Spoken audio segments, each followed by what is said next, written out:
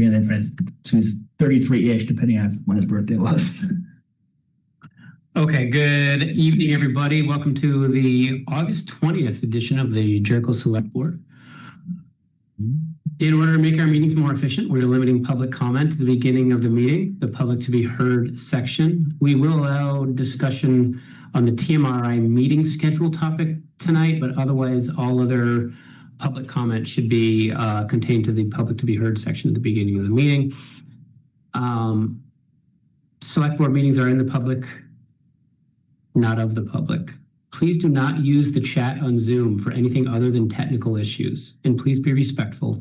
Please keep public comments to 3 minutes or less. Recording in progress. All right. I'm joining because later on I got to show the list of TMRI topics. So okay. Just share my screen. No problem. Is there any public to be heard? Online or in the room? Chuck? Hi, Chuck.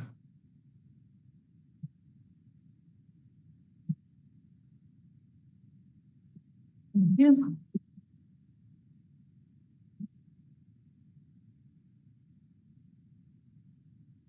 So on your list is revising impact fees. And I want to maybe nudge you on that by offering a suggestion.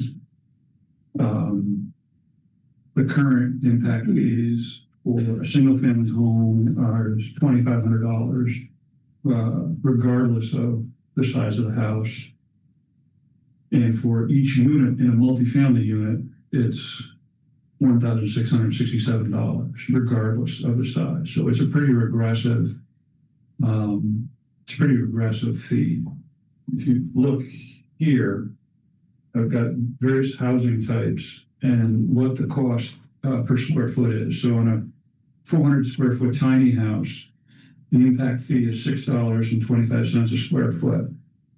For a 1,000 square foot home, that will be Lafayette Drive, Sunnyview, is $2.50 a square foot.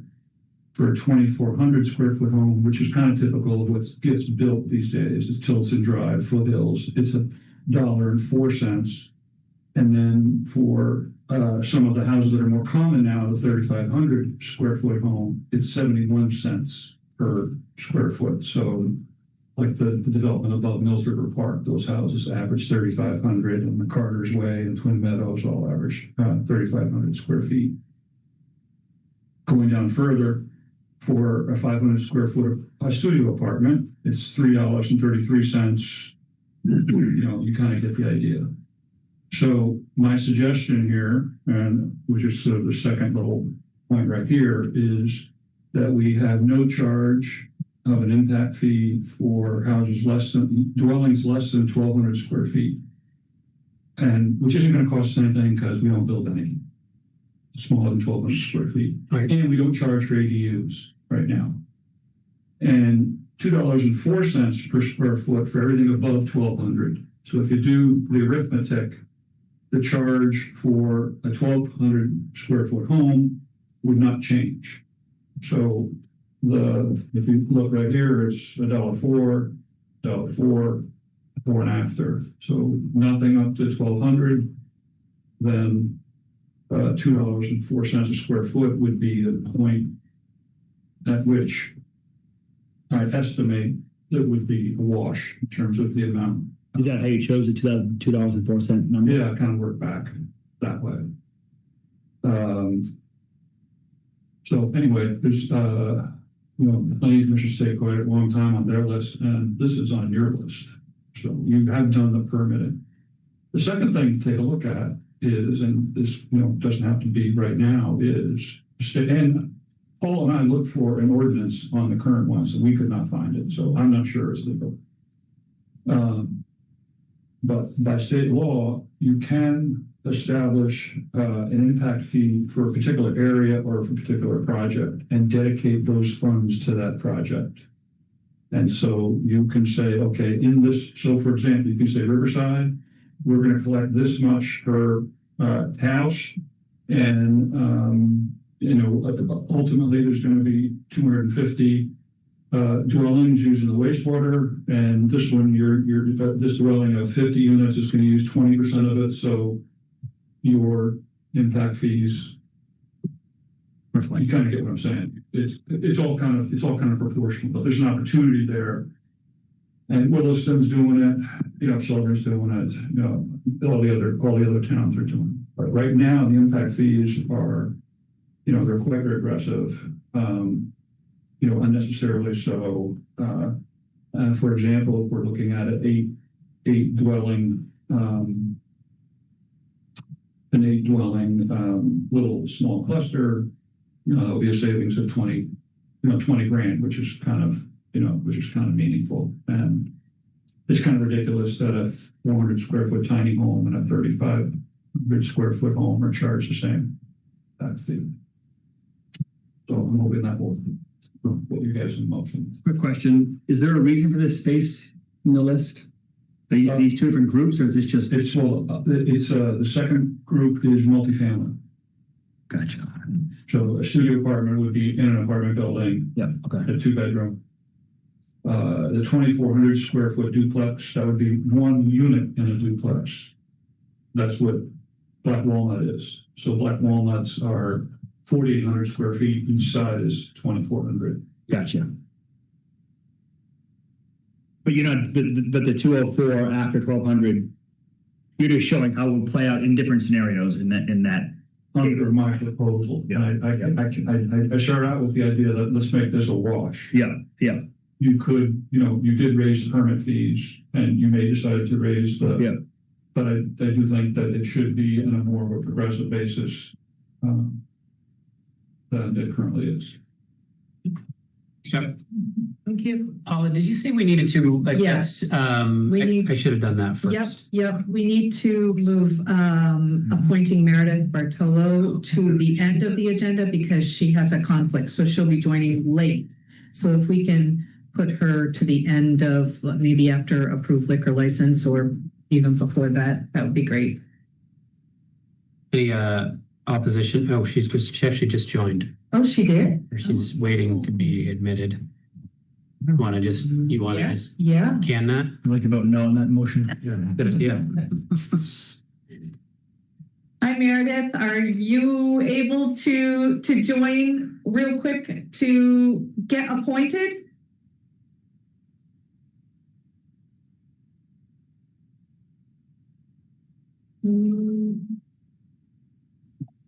Hello. Hi, how are you? Hi, good. How are you? Good. So we were just getting ready to move you to the end of the agenda, but you came on. So Specific about the praise. Yeah. Sorry, I'm in another meeting too at the same time. Same time, double meetings going on right now. We can still move you if that's easier. Yeah, we can do it later. Oh, yeah, that might be great. yes. Okay. All right. So we'll move you to after approval of the liquor licenses, which is always an exciting time. Okay, perfect. Thank you. Thanks, Meredith. So next on the agenda is to appoint, I'm going to butcher this name. That's Tony? Okay. Okay.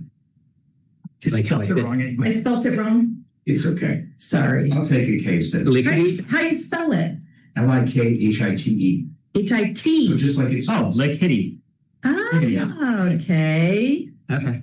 Sorry about that. That's It's okay. come on now. Oh, okay. Okay. Come on up.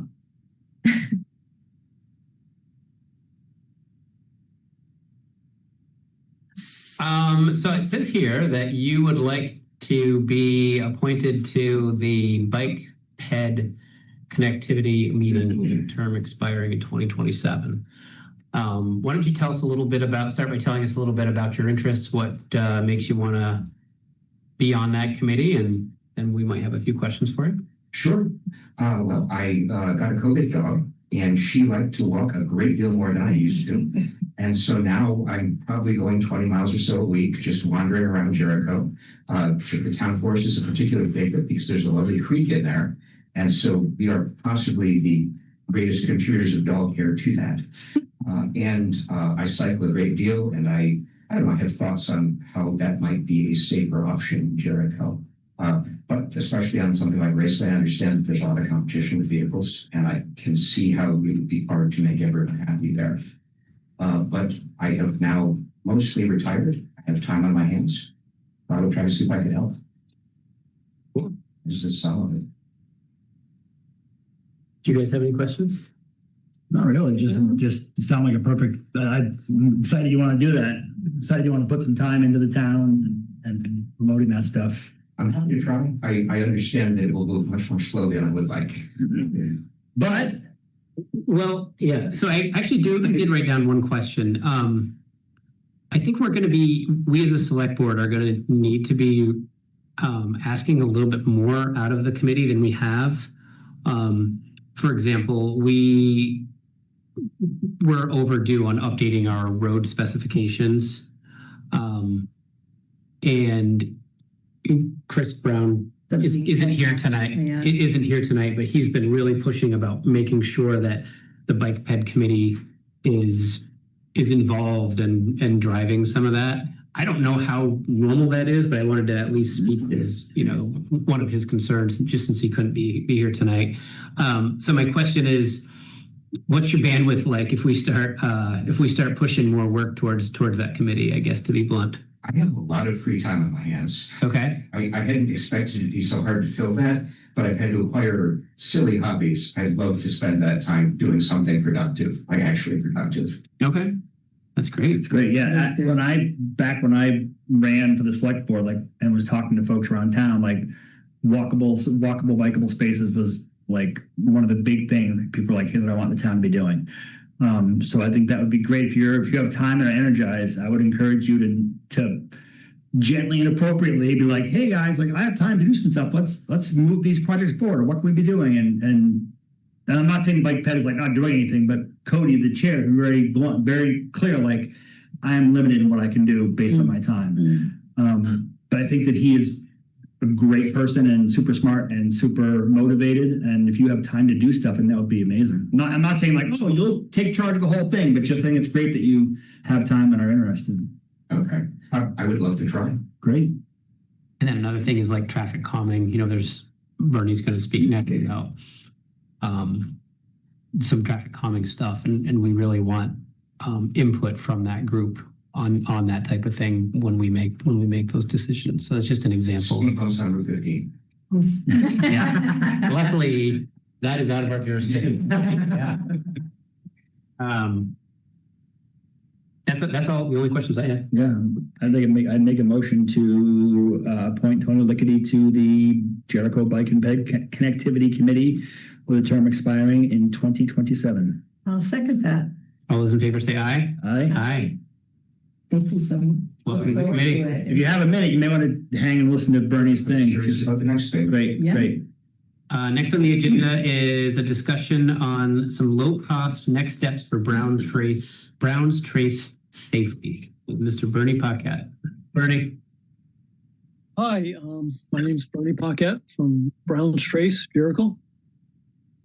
I want to suggest a straightforward next steps for Brown's Trace safety that does not commit the town to a particular design or expenditure.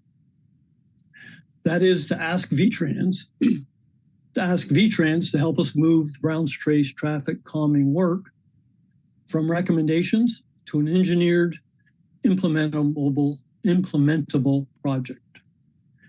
CCRPC, the Chittenden County Regional Planning Commission, has already done the important first step.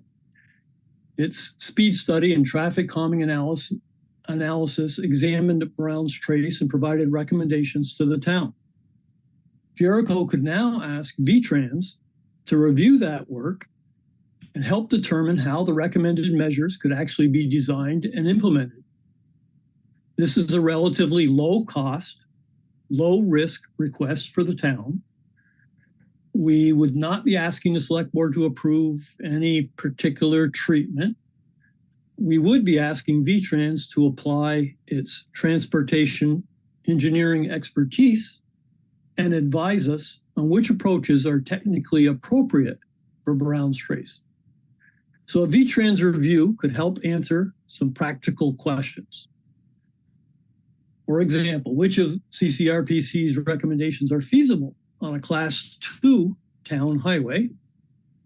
What combination of measures would be the most effective at reducing vehicle speeds? What designs meet applicable state, federal accessibility, emergency response, and winter maintenance requirements? What would the improvements roughly cost? What could be done incrementally? And perhaps in today's environment, as important as the above, are there state or federal programs that could help pay for them? This approach would also give the town something valuable, even if the ultimate decision is to do less, do something different, or proceed gradually. A professional assessment of the options and a clearer understanding of cost and funding.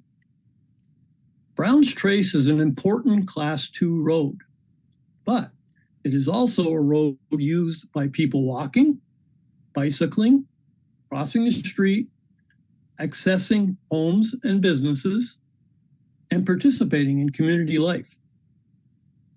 Finding the right balance between those uses and through traffic deserves an engineering solution rather than an ongoing debate about individual traffic calming devices. I'm asking the Select Board to consider this request, and if the board agrees, to formally transmit it to VTrans for technical assistance.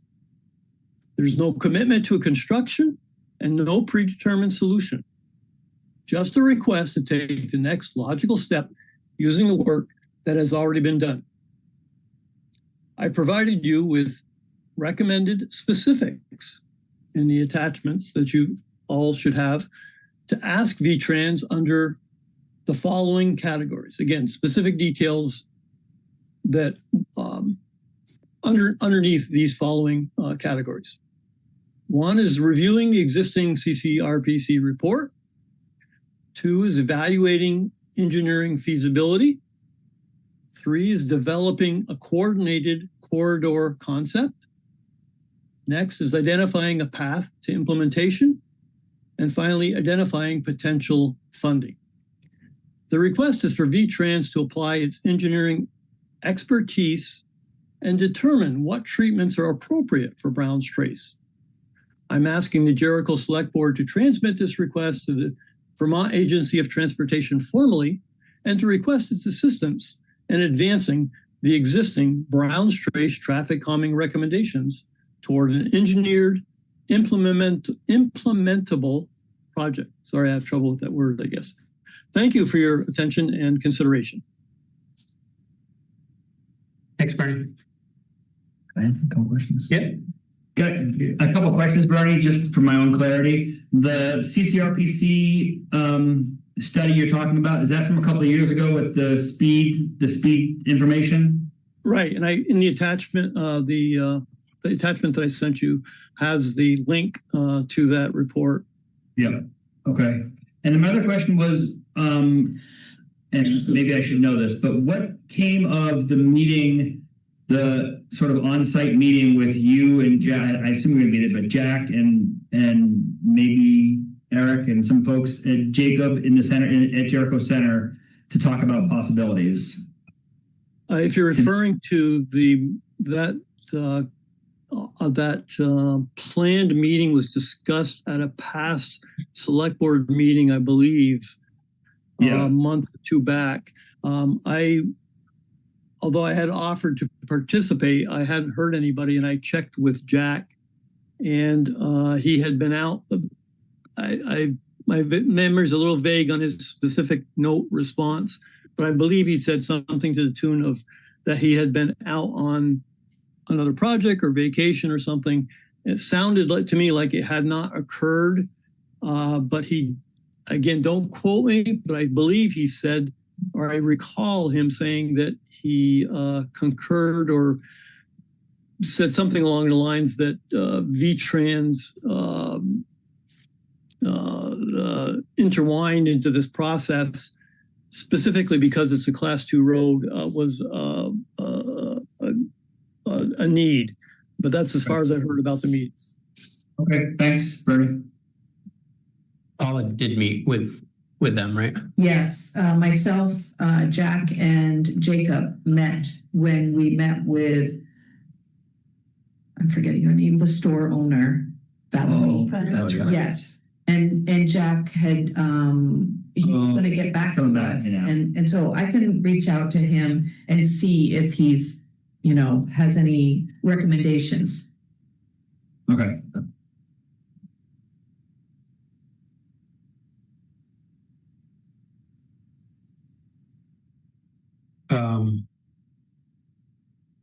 Overall, I have no problem asking V-Trans.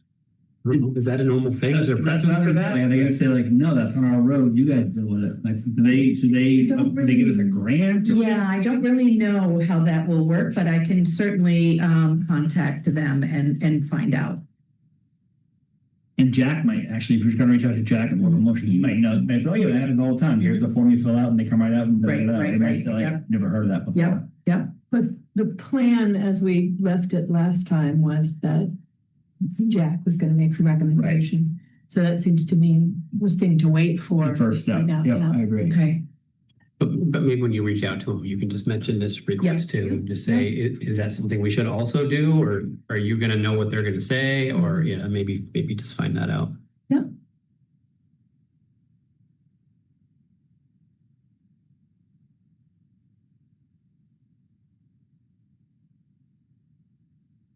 Okay.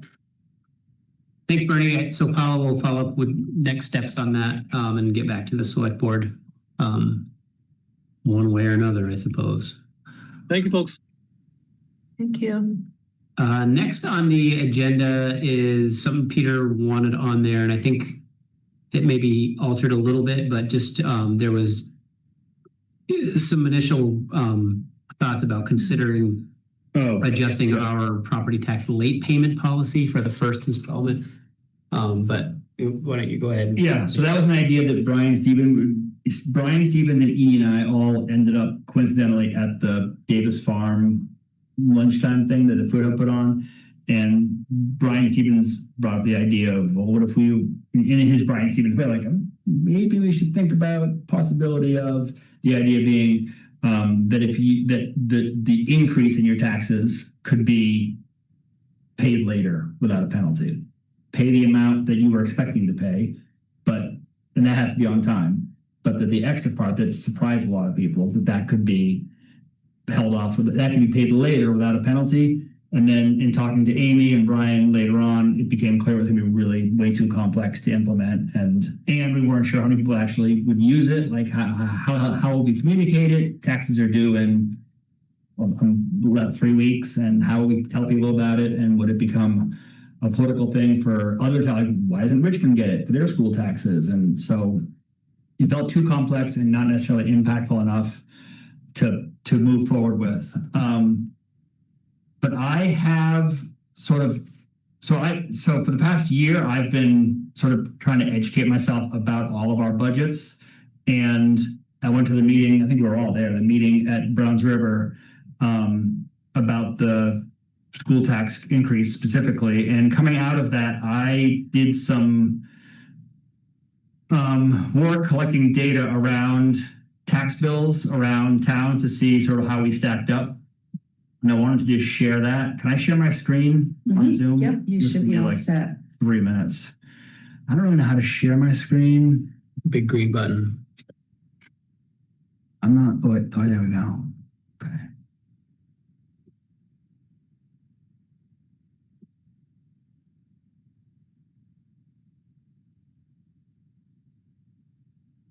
Look at that, okay.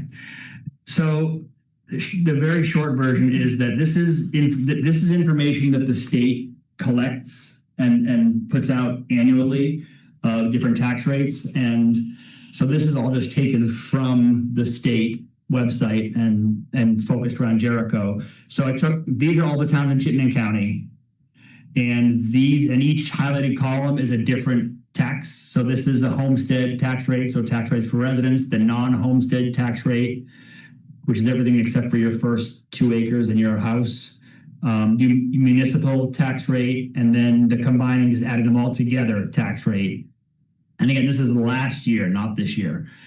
And these were all really low. We were the second lowest in homestead and non-homestead, which is the school stuff. We were fifth from the bottom in municipal taxes, and then combined taxes were third from the bottom in tax rate. And this effective tax rate means that at these tax rates here, if you had a house that was worth $500,000 in Jericho, if you bought a house that cost you $500,000, no matter where you bought it, this tax rate would apply to that amount of money. So, for example, Burlington right now is super behind on their appraisal. So, like a house worth $500,000, right? There was a house you could buy today for $500,000 in Burlington. The appraised value right now for the town is like $250,000. So they're way out of whack. But this data from the state equalizes all that and adjusts the rate so that any house in any town would pay the same amount of tax. This tax rate adjusts for the reappraisals. That data doesn't exist for this year, but I spent a bunch of time emailing and on the phone with two people from the tax department, and basically built this same information as the state has for last year. I built it for this year, and then this is all in one spreadsheet. But we've got sort of, from our perspective, the things that we control, the municipal tax rate. So you can sort these all. So sorting this ascending, and in terms of municipal taxes, we are 6th out of 18, where last year for municipal, we were 2nd out of 18. And for combined tax rates, which is the school tax rate and the town tax rate, I think it's actually the exact same. Yeah, so everyone moves, but we still, so some jump over our line and below and above our line, but we are still 6th. So last year, our combined tax rate was 3rd from the bottom, and now we are 6th from the bottom. And so these numbers here are the tax rate for a house that is actually worth $500,000. So what I did was I took, because I built all of this and I was a little bit worried about messing it up. So after I built this, I took and put my house in here, which my house is worth $565,000. I put that in here, and it came out to a couple pennies off of my actual tax bill. So I'm confident in these numbers.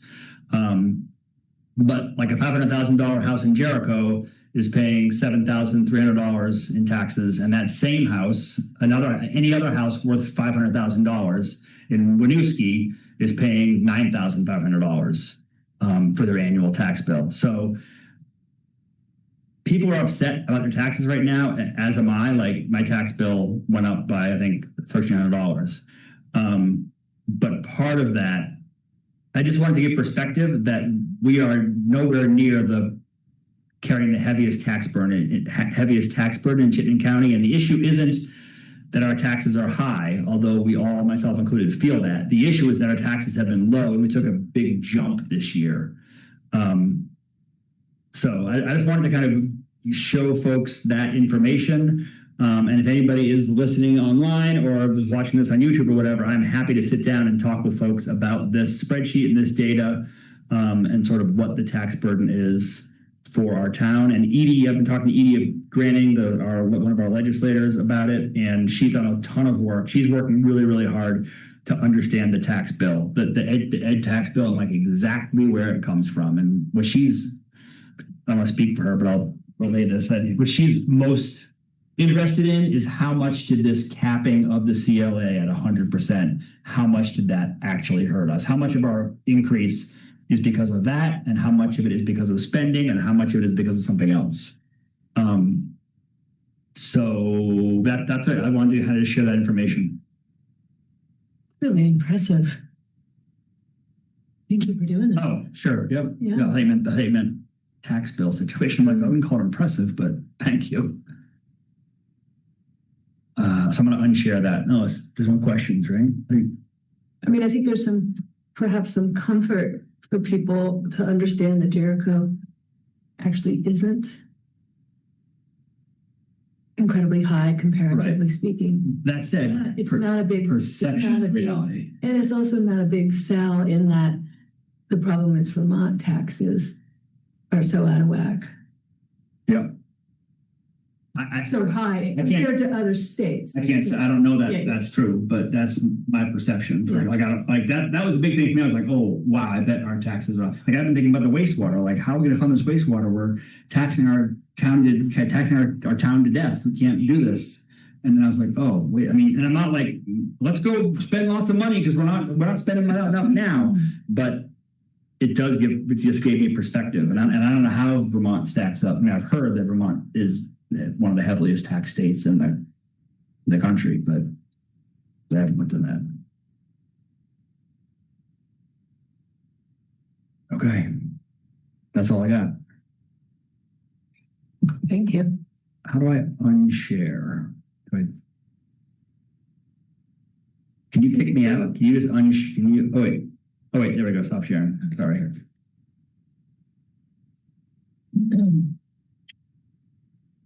Okay, next on the agenda is review and consider approval of the technology use, social media, and information security policy.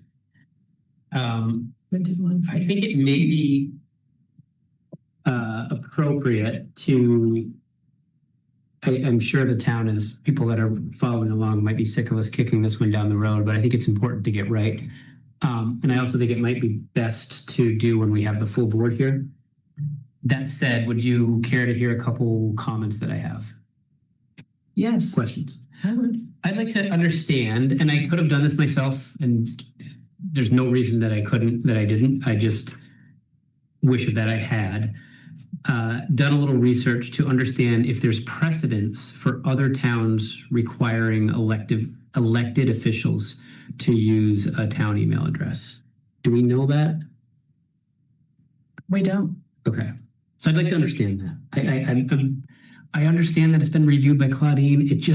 There's just something that feels weird about forcing people who are elected by the people to, I don't know. Maybe it's fine just from a legal standpoint. I'm curious about that.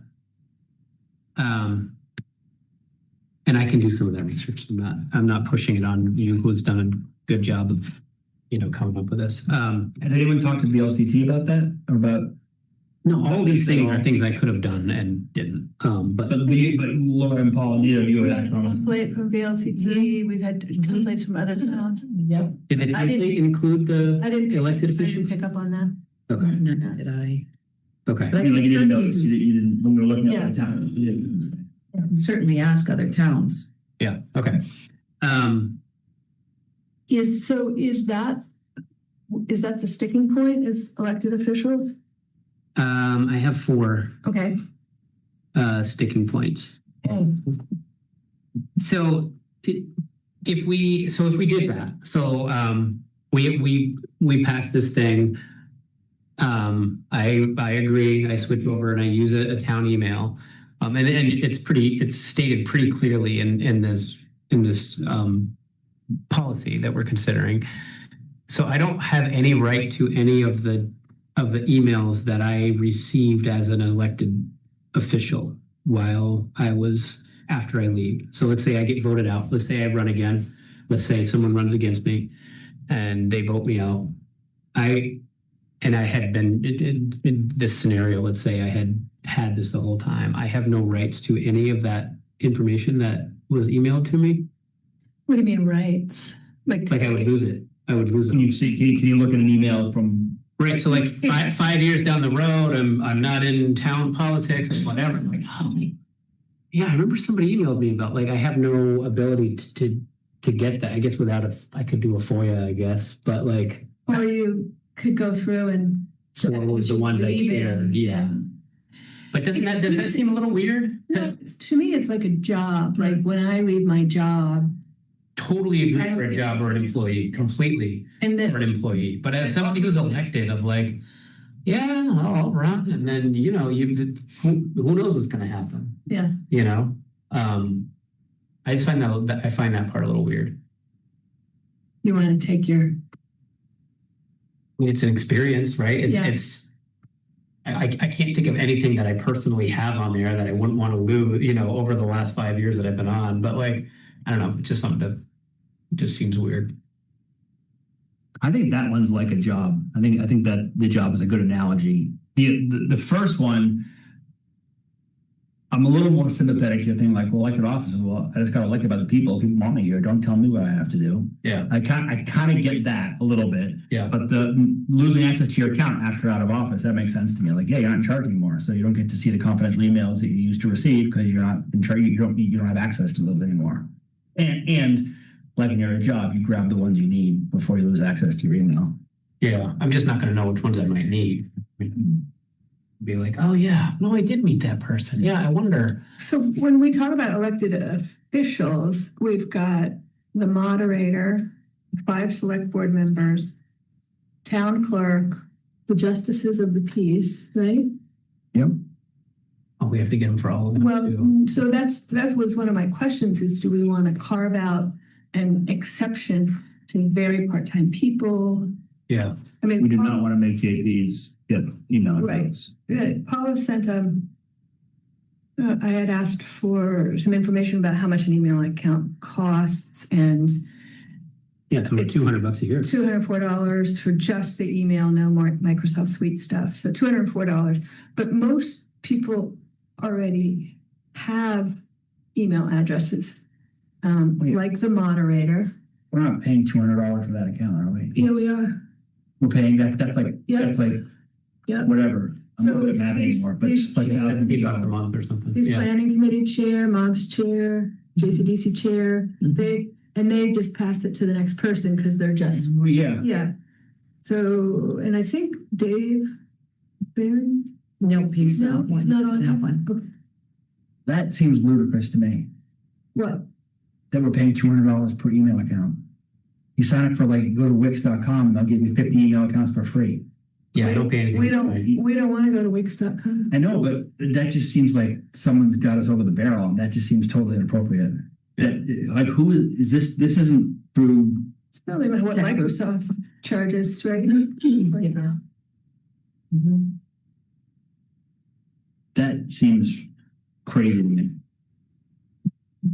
Yeah, that was my third bullet. Was I mean, how that much? seems an awful lot of Can money. you do quick math? Not anymore. $204 by 25. 5,000. Oh, times you mean? Times 25? No, not 5,000. Yes, it is. Sounds good, right? 5,080. It is. You are right. $100. That's what we're paying every year. That seems ridiculous to me. Well, That would make me want to reevaluate our.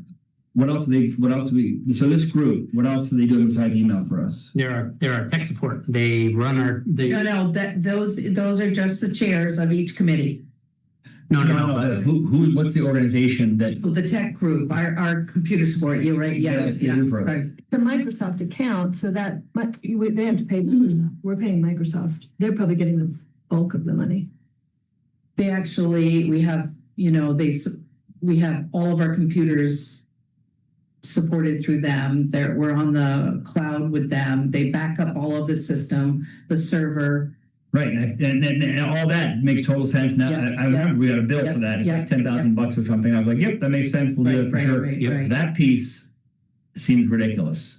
And maybe it's the Microsoft piece, but I think it's the cost of doing business.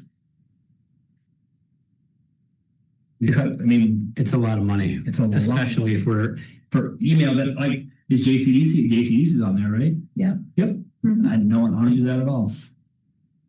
It's. So maybe we can de-accession or whatever it's called. Yeah, deactivate. Deactivate the accounts that no one's using. Well, that's kind of counter to what we're doing now. Did, and they're not employees. Like Ops chair, JCDC chair, DEI chair, DRB chair. Like they don't fall under the policy that we're passing.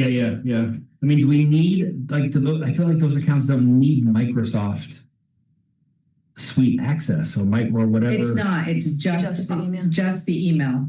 That's all it is. It's just email. If you want Microsoft Suite That's and how it email, it's costs you. $288 A month. per year. Per year. Yeah. Mhm. Do you want to keep thinking about that part a little bit? I had a couple more points. I mean, I think if we want to save ourselves some money, we could be reaching out to all of these chairs to see if they're using it. You're not. We've got rid of that one. Yeah. I mean, That just, I don't, uh, Paul, do you know, is this what every town does? Like, does every town have? Most people have the tech group. I mean, I don't know about most, but a lot of towns use. I don't know about the chairs of each committee. No, but I mean, like, Yes. most towns use these people and they're paying the same thing for every. You go to the they town have. fair, they're Yeah. there. Yeah. They're like one of the main, I don't know that they're the only ones. Mhm. so We used to have a different one and it cost us much more. I remember we signed on the new account, it was Yeah. like $4,000 less or something. Yeah. Mhm. Maybe I'll Yeah. just shut up, but that just seems insane and we're paying, we should definitely call that list for sure. call it, yeah. Yeah. Because $5,000 for 20 email accounts is, Yeah, that's a lot. I mean, Every single year. talk about my taxes being raised, like, Right. seriously? So someone will need to email these Yeah, chairs. I can do that. Okay. You should just send an email to all those residents and say, hey, if you don't reply to This is your last if you don't email. reply to this email within a week, we're deleting it. Like, I know Susan uses it. yeah, she does. Yeah. And so that brings us to whether we want to, because we've just identified some elected officials who it doesn't make sense for them, like justice of the peace or the moderator. Yep. Is there a way to carve that, an exception out that says these very part-time positions are exempted? But rather than And what constitutes a very part-time? carving out, can we just go the other way and not make a blanket statement like elected officials except for, but instead just say, Just list the ones that you do. like town clerk, select board members, It should and just, planning if you're commissioner. thinking about chairs that they elected want. official, honestly, what it could be employees, right? The employees, really, that's what really matters, right? And He's just and an it should employee. be a it Just an should be, employee, right? yeah. I mean, it should say, staff, including town clerk or something like that, right? Like, Yep. if that's what you want, Okay.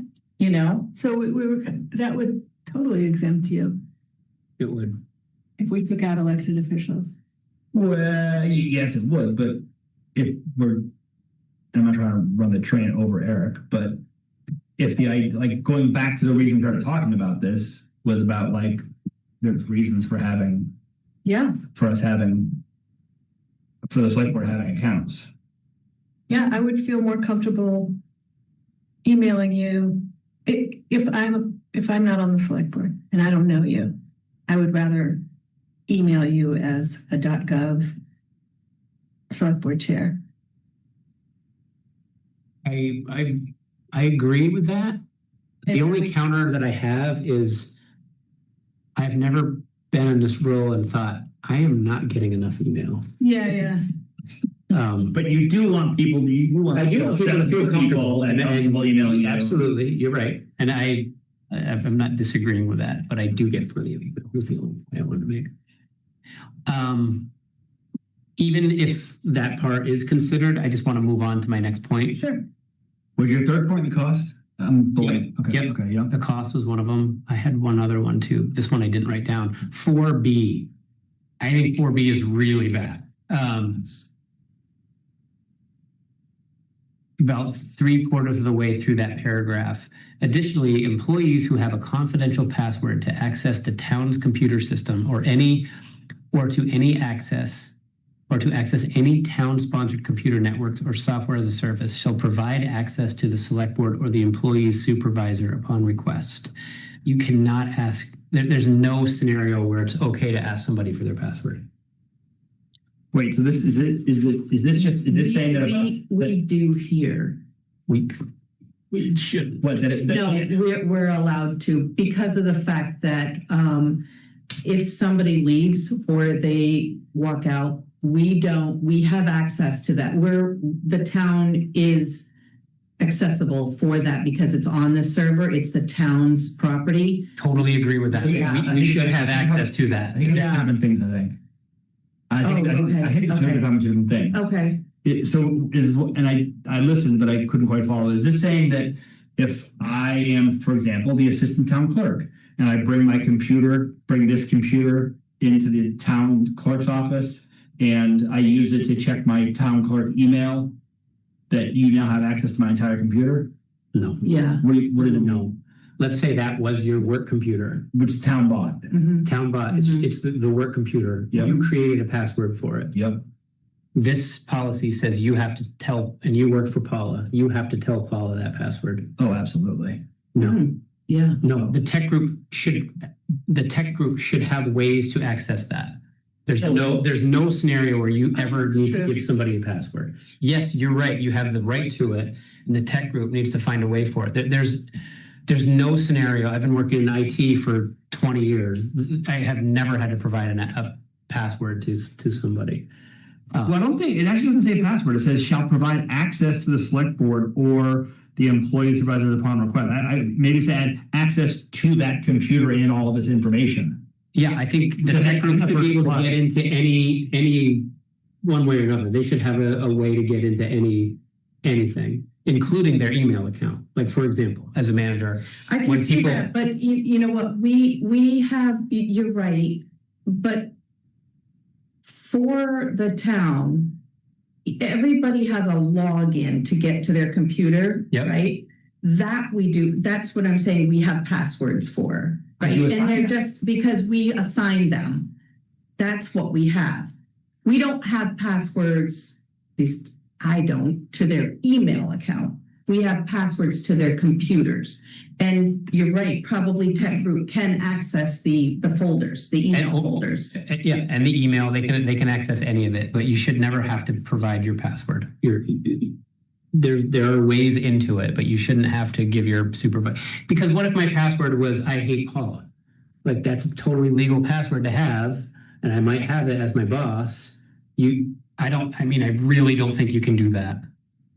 I think you can demand. So if my password is I hate Paula, and I have a computer, just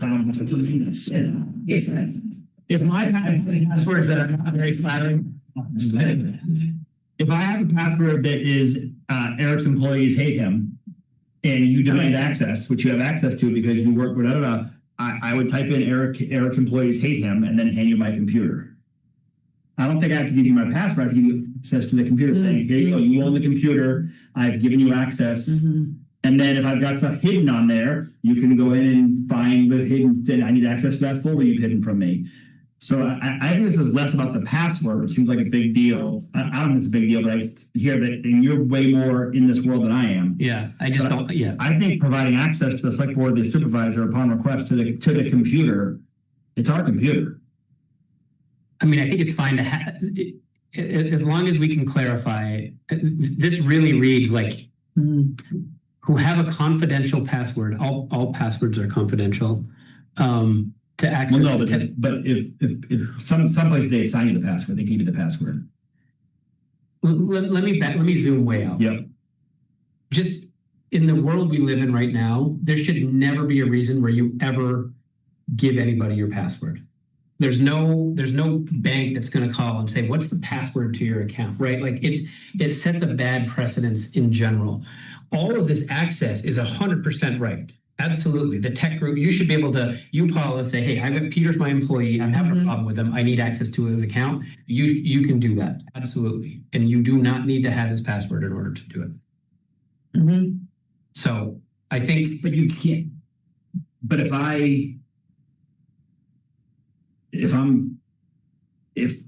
Paul and I are in conflict and I don't bring I have my computer at home, I have town's computer at home, and it's not on the internet, they can't get into it. Like if I'm like, oh my God, I have all this, what I have pornography on my work computer. I get off the Wi-Fi. I'm like, they're gonna catch me. I'm gonna take it off the Wi-Fi. I'm not gonna. Right. Yeah, you're right. They wouldn't have access in that case. They have to have a network connection to it. You know, but if we're thinking like a catastrophic, like, oh my God, we have this huge problem that we have to get that. But then that person's not going to give the password anyway. So, right. If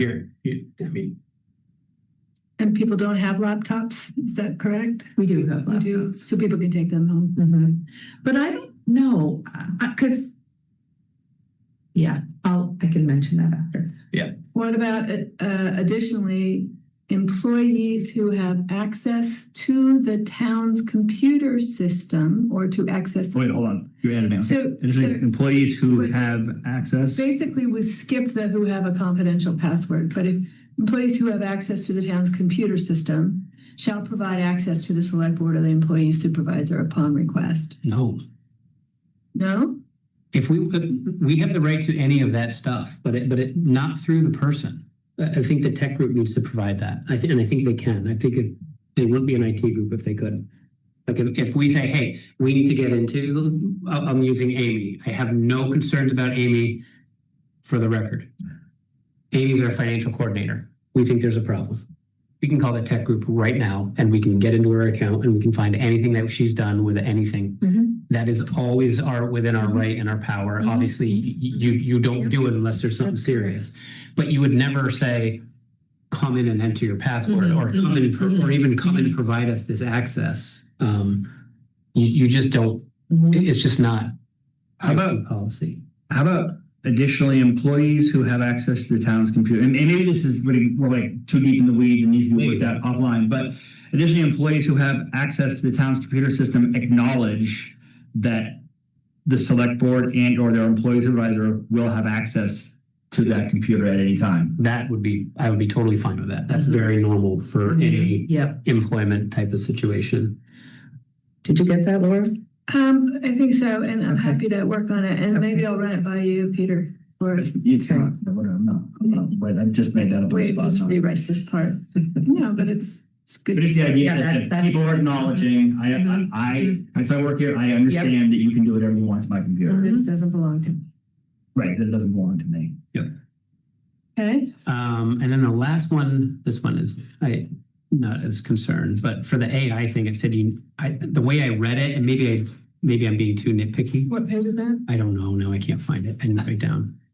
D 8D.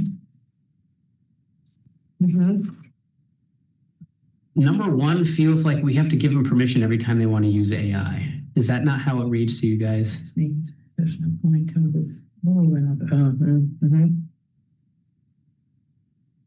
That seems, the whole thing seems a little weird to me. Yeah. Employees may use employees may use AI tools only for town business.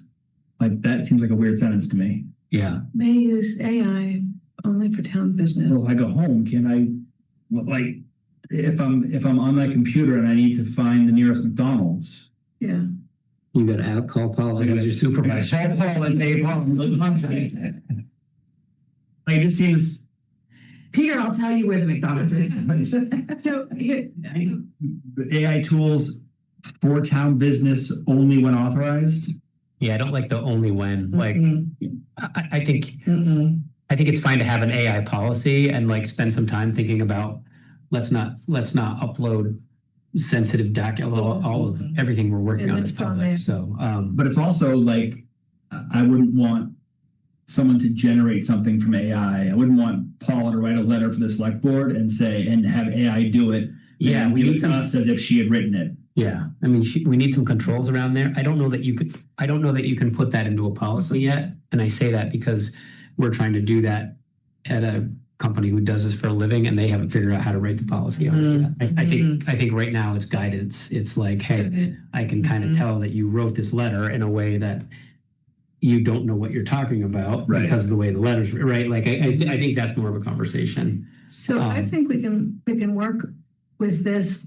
The employees all have the Microsoft suite as part of their account, right? So we could encourage them to use Copilot, which is a Microsoft, and that is more secure. Right. Like don't be using ChatGPT, Right. all other crap.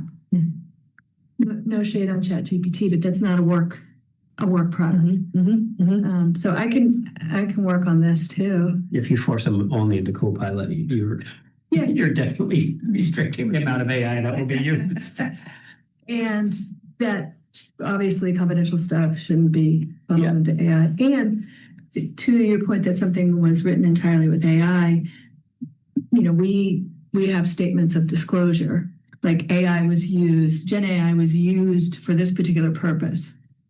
To check, like if I did something in Like a document if this was entirely AI, I would say Or you started with I AI. would say this, the ways in which I did it, or I used it to check my grammar or whatever, kind of like a college student. And that's a recommended for all scholars, all people who are doing public stuff. That makes sense. So are we taking out bullet 1 and just doing bullets 2 and 3?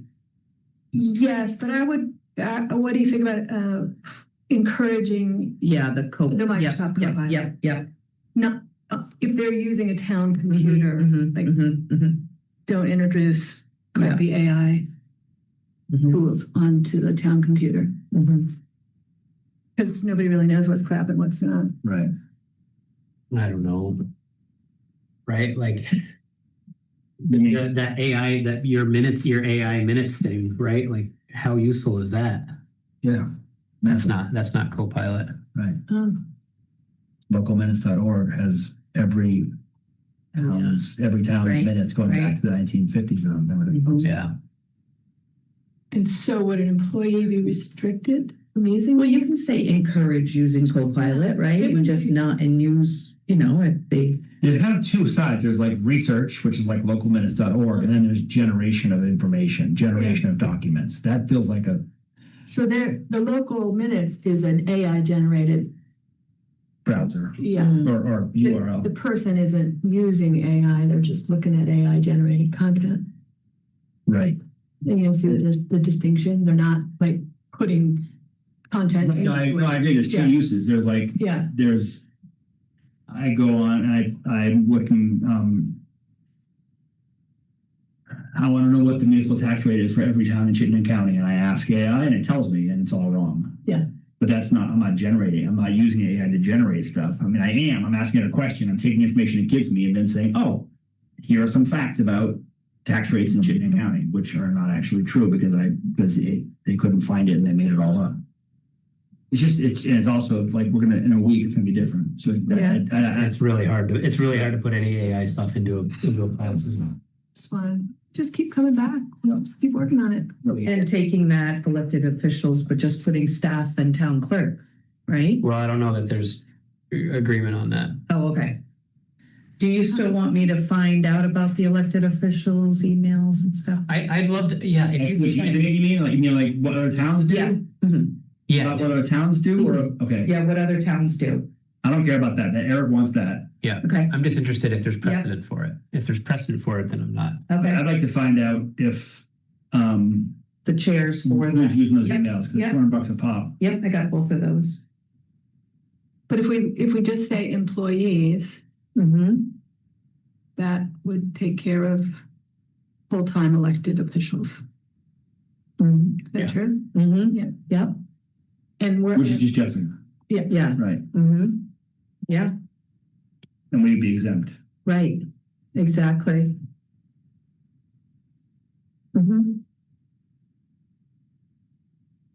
Anything else? Those are my points. Were you here at the last meeting? I was. Okay.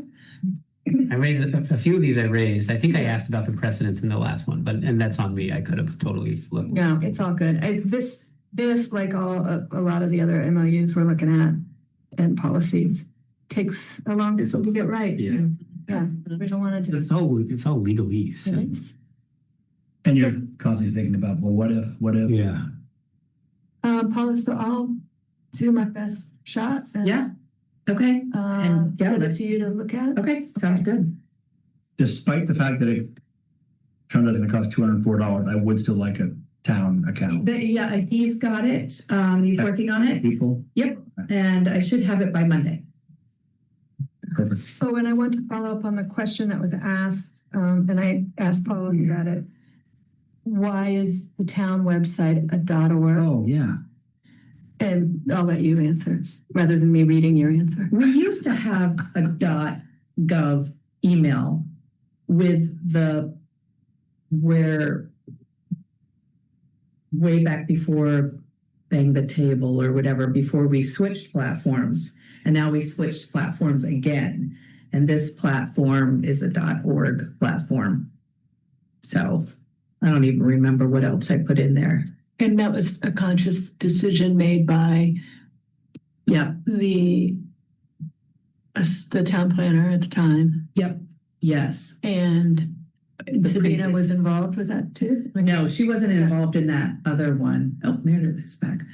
She wasn't involved in that one. Yeah. She was involved in this one, but this is how it's set up through this .org instead of .gov. We used to have a .gov account, but So I think the question for our web provider is, so right now the .gov Points to the door. it goes right to the .org. They They flip that, or they only do .orgs and that's the end. It's a good. I don't know if they can flip it, but So that the .org resolves to the .gov. And so the .org eventually just no one refers to it because everyone gets used. they'll like redirect it. Yeah. Right, they'll redirect it, but Yeah, eventually .org, thank you. redirect it right now because people are used to typing in .org for that. But I think that over time, hopefully, be like, oh no, everything in town is JerichoVT.gov. That's Right. just what it is. Right. But in the meantime, flip The that. simple fix is probably not though. There was a reason, I'm sure. Yes, Yeah. I'm sure. Yeah, I can't remember. And if if the answer is, oh no, we'd have to rebuild every page and. Right. Yeah. Okay. All right. Next on the agenda is, Do you want to do Meredith or? Yeah, let's do she's Meredith here? because she's here. She just came on, so if you want, or you want to wait, whatever you want to do. It's up to you I'm guys. okay with moving it. You're Again. not supposed to make a change Midstream. midstream, but yeah, no, it's fine. She doesn't want to sit and listen to Peter talk about which 4 options for the TMR. Okay with waiting though, too. I really appreciate you being so accommodating. No worries. So, Meredith, it says here that you are interested in being appointed as a Jericho Town Library trustee with a term expiring in 2027. Yeah. What makes you want to do that? Well, I worked at the Jericho Town Library for about 2.5 years. I actually just stopped working there in July, and I love the library so much. And I only left working there because I took a full-time teaching position elsewhere. So I couldn't do both anymore, but I still want to be connected to the library. And I'm a Jericho Town resident. I live about 5 minutes away from the library. I know they speak very highly of you at the library. Well, I love the board, and I loved Catherine so much. I loved working with her. So I just really have deep roots there, and my kids and I spend a lot of time there. I'll make a motion to appoint Meredith, Meredith. questions? Did anyone else have any questions? I usually like to try to let you guys. She wants to be a trustee. I do have one question for you, and especially if you've been there for a while, maybe you can help us with this. Sure. I would like to say that I'd like to see better alignment between the select board and the board of trustees. So my question is, what would help, and I know you're not even on there yet, but based on what you think you know, what would help on our side to accomplish that? Like what can the select board do in your view to help I guess align the two boards together more? And then the follow-up, then the flip question is the same. And what changes do you think that could be made on the trustees side to help with that? What I'm calling better alignment, which I know is a vague. What do you mean? What do you mean by that? Like it just feels like the board is opposed to the select board. Oh, okay. we're not aligned. Okay. Right? Okay. We had, Intention and desires and purpose. yeah, I was hoping to not go into tons of history, but Yeah, in the okay. last year, Gotcha. we had a lot of conversations. Yeah. We ended up on very different sides of something, and we're a small town, and I don't like being in that position. And so, how do the two boards make it better? I think these are good questions. And I think that the library board is now trying to work harder to become more aligned with the select board. But I also think it would be beneficial if there were term limits on the board for the library.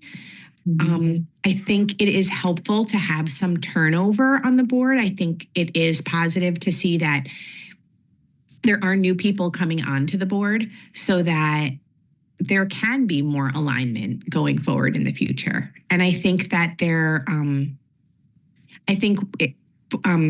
lot of the board right now has been on the board for a long time, and they're wonderful board members. They really care about the library, but I think it is also good to get new perspectives on the board, whether it's every 3 years or every 8 years or something like that. I think it is positive to get new perspectives over there.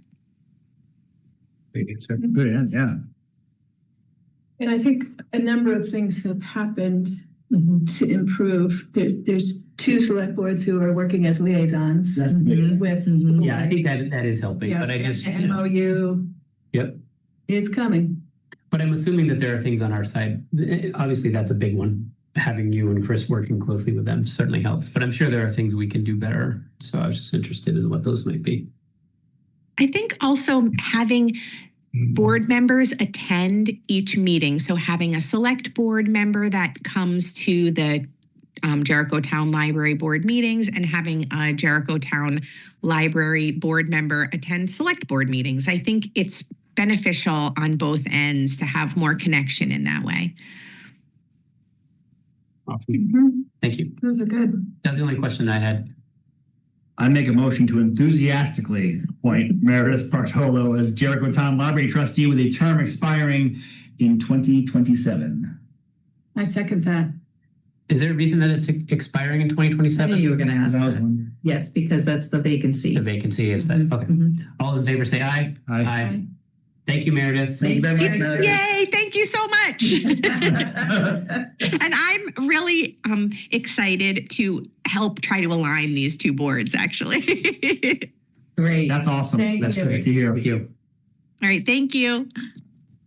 Bye-bye. Next on the agenda is Town Meeting Reimagined. Peter's going to walk us through some of that. Yep. Let me get into the Zoom.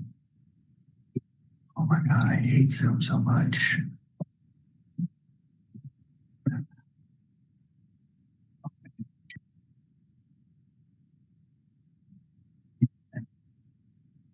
Here's my entire screen and probably regret that. Even worse. Okay, there you go. Did I send this to you folks ahead of time? Yeah. Not that I don't expect you've read it, but just so there were 4 options that the Town Meeting Reimagined group came up with. One was to do nothing, to keep it the way it is and improve efficiency. The second one was to change to a Saturday meeting with a budget section and then a public questions section with maybe lunch in between. Third option was consider 2 meetings separately, a budget meeting as we normally do, and then a public questions meeting separately. And then option 4 was to have the meeting the budget review meeting and public questions on town meeting day, or the previous Saturday, sort of like typical town meeting day time period, and then have the Australian ballot vote happen in late April or May. And that would require a charter change.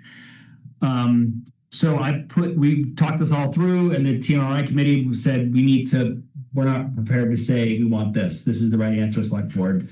And they said, can you bring the select board? Gabe prompted me to remember to do that. And so I sent an email out about a week ago to the TMRI committee saying, hey, I'm putting together a synopsis of our feelings and thoughts. I know some people have been talking offline and have changed their minds. Please let me know your thoughts on these 4 opinions. And then I just kind of called it all together into pro and con reasons for each option and the number of votes. So what I think is true is that lots of people actually liked option 4, which was to move the meeting to town meeting day or the previous Saturday and then have a vote later. But that can't happen. I mean, that's like that's a whole charter change, which is a town-wide vote. It's a whole, that would take, if we were dedicated to it, we would take a year and realistically probably longer to energize people. And that's actually the thing that hit home for me was the first comment under cons there. This means a charter change. We need to make 100% sure it's the correct answer before I pursue it. And we're not there yet. And people, it's not like everyone's like, this is the answer. We have to do this. And because it's such a big deal, I think that option 4 should be dismissed until we're like, this is what we have to do. Yeah, it's not one you can just try out for a year. Right, exactly. Yeah. So I would recommend that we flush that. The only con I just want to add to that, not to belabor it if you're skipping it. Yep. That's vacation week. And so that Saturday would be, a lot of families go on vacation. Yep. The Tuesday's a little different because, Tuesday. Yeah. So most people I imagine, would be back. Whereas the Saturday is like. But in the past, you're totally right. But we had it on Tuesdays. This is like back in the 90s. We had it on Tuesdays. We tried it on Saturday. We tried on Saturday. Like the exact same number of people showed up. Yeah. And the same people showed up. And Yeah. Okay. Okay, so that leaves us with options 1, 2, and 3. And of those 3, the most popular was change to a Saturday meeting with 2 sections, budget and public questions, and then maybe a lunch in between. And the positives for that, I think, they're all right there. You can read them. But I think a lot of the positive was it's time for the community to get together and really spend some time together. And some of the cons are it takes too much time. I don't want to spend that much time on town business. Mm-hmm. So some of the pros and the cons are kind of both the same. It takes a lot of time, and isn't that great? And it takes a lot of time, and doesn't that? Yeah, but I like that bullet that I don't know why I can't see it right in front of me now. Oh, the first one. Like, if you care about the budget and that's why you're there, maybe you don't care about the public questions as much, right? Like you can just kind of pick which one you care about. So that would require the meeting to be run such that, like, I'm making this up, but like budget review meeting begins at 9 a.m. And public question meeting begins at 1 p.m. And if the budget review meeting ends at 10:30. Oh, I see. As opposed to a town meeting day, it's just budget's over, public questions begin. Yeah, I don't get it. Yeah, you're right. You gotta have a fixed thing. And lunch is always complex because, like, when's the meeting gonna end? Meeting's not done yet. Lunch is ready. Hot dogs are ready. Right. We have an amendment on the floor. We have to finish the meeting. Like, so that can be really tough to coordinate the lunch piece from a logistical point of view. A free lunch is really good. Yep, free lunch is very good. Or potluck lunches. Yep. Whatever you want to call it. So yeah, so like, under additional comments. 2 would be the first, option 3, and then option 1, right? Like the way it's kind of in terms of votes. Yes, I think that's true. I also think that I collected this information all through email, so there was no conversation about it. I think that as we talked, and I said, and people said things like, we'd have to have a public questions meeting at X o'clock and have set times, and then meeting finished up too early. Now we have this awkward time where and lunch. I think as it got talked through, I think at first blush, I'm like, oh yeah, that'd be great. Like you said, they come to the meeting you want to come to, but then you begin to dig in and you're like, oh wait, that kind of be complex. I think that if the town meeting group had a conversation about this, some of those pros might turn to cons. Some of the people who are like, yeah, this is great, this is the answer, might turn to like, I'm not really so sure. And this is exactly why they didn't come to a consensus, because there's no perfect answer. One thing that I was thinking was under the cons for the first option, the biggest, well, there's only two of them there, right? Meetings being able to go too late and we can't improve efficiency. The length is frustrating people who are waiting for public questions. I think that we can tighten things up in the meeting. I think that the select board I think we've gotten better about being more focused in our comments and our lead in. And I'm not convinced that we can't make it more efficient. Maybe we put times on the articles. And the other thing to remember is that this is not town meeting day. This is a select board meeting. Yep. So we could artificially say, I don't know, we have 7 articles. We're giving Article 1, 25 minutes. We're giving how to break it out and say this is how the meeting's going to proceed. And people are free to send emails to Eric's new email address if you have comments we don't have time for. So there's other ways to communicate with us. We're glad you're all here. And we can also then say, like, yeah, time is up for this, but people are really passionate. We want to have less comments, so we can have a vote before we move to the next topic. So we can play with it a little bit. We're not kind of locked into. Yeah, Say whatever you want. Talk as long as you want. We'll be here all night. We don't care. We have the ability to make the meeting more efficient. And the other thing that I thought struck, which is 2 people on the pro vote for option 1, was it's too soon to be making any changes. Like, we've only done it twice. true. And doing it one more time. Yeah, I feel like my only counter to your confidence that we can improve efficiency, I feel like I tried really hard to do that this last time and failed at it. Like I couldn't keep it moving faster. I felt like we were already cutting people off who wanted to talk. It felt rushed through the things to try to, it really felt like we were stifling the whole point by trying to speed it. Like, people can't bring up some random thing about the road salt one. It's a really good one. We've been talking about it every town meeting forever. I don't know. I felt like we tried to, I do think in hindsight, I could have overridden the moderator on the library thing. That would have, we had already decided. And I think he agreed, whatever. Everyone agreed with that, right? Yeah. Right. So I know caught off guard. But even without that, it still would have been long by the time we got to public questions. I don't know. I think. What if there's a way of, like, I don't know, just thinking about it, having some sort of send your public questions before or something, like. That's the other piece. That's the part that I wanted. I really wanted that first meeting to provide, and it hasn't been yet, right? Right. Could you try not to surprise us? You have every right to surprise us, but boy, would it work better if I had a little bit of a heads up on some of this stuff, right? And so, but the other piece is the public questions thing, which is like a whole boondoggle of its own that you can't, and I get confused about all this, but you really can't.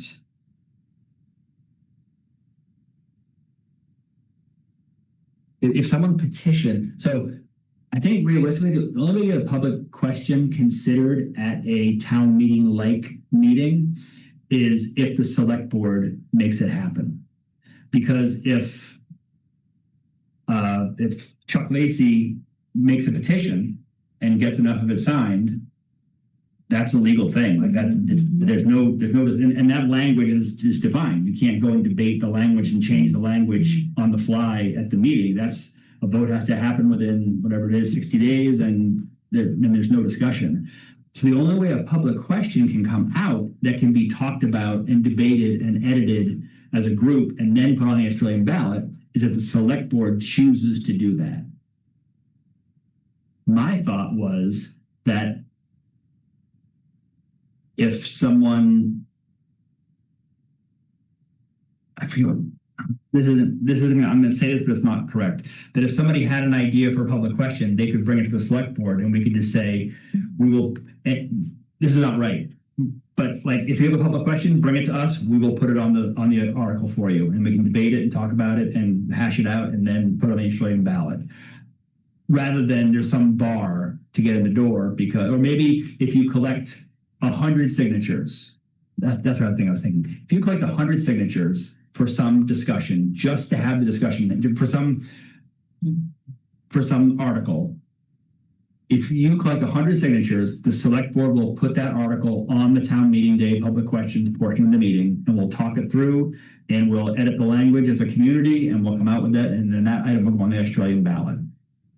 So you have to get on the agenda in advance, which Yeah. seems fair. Yeah. Um, And you can't just walk in and whoever, the resident A can't just walk in and say, hey, I got a public question for you.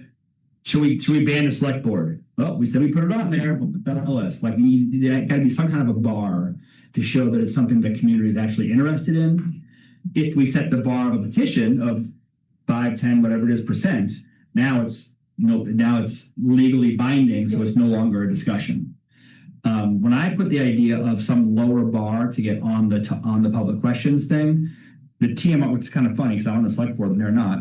A lot of the TMRI committee was really uncomfortable with the select board choosing to put an article on the ballot, on the town meeting warning, if it was something radical. Someone gets a whole bunch of, if 100 people get a petition that says we want to make a statement that we think abortion is murder, and 100 people in town sign it, and then the select board puts that on the town warned article. And I said, yeah, but we would be clear. We don't agree with this. However, we were told we set a bar of 100 people if that bar was met. And so we're doing this. The TMRI felt that was ridiculous and that would never be not possible, but they felt it was really dangerous.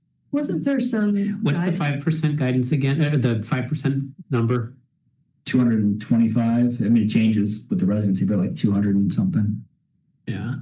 Wasn't there some statement or guidance that it needs to be related to town business? The public question. That's a made up thing. Okay. That's a Jericho made up thing. Can we make that, like, we'll put it on the agenda if you have X signatures and it's related to town business. It's in our purview as the town. Okay. Like, So give me a couple examples. Like, Road salt. that's only come up in budget things. I think that's always been a budget one, but like Library funding, budget. the town tree. town trade. The town tree, okay.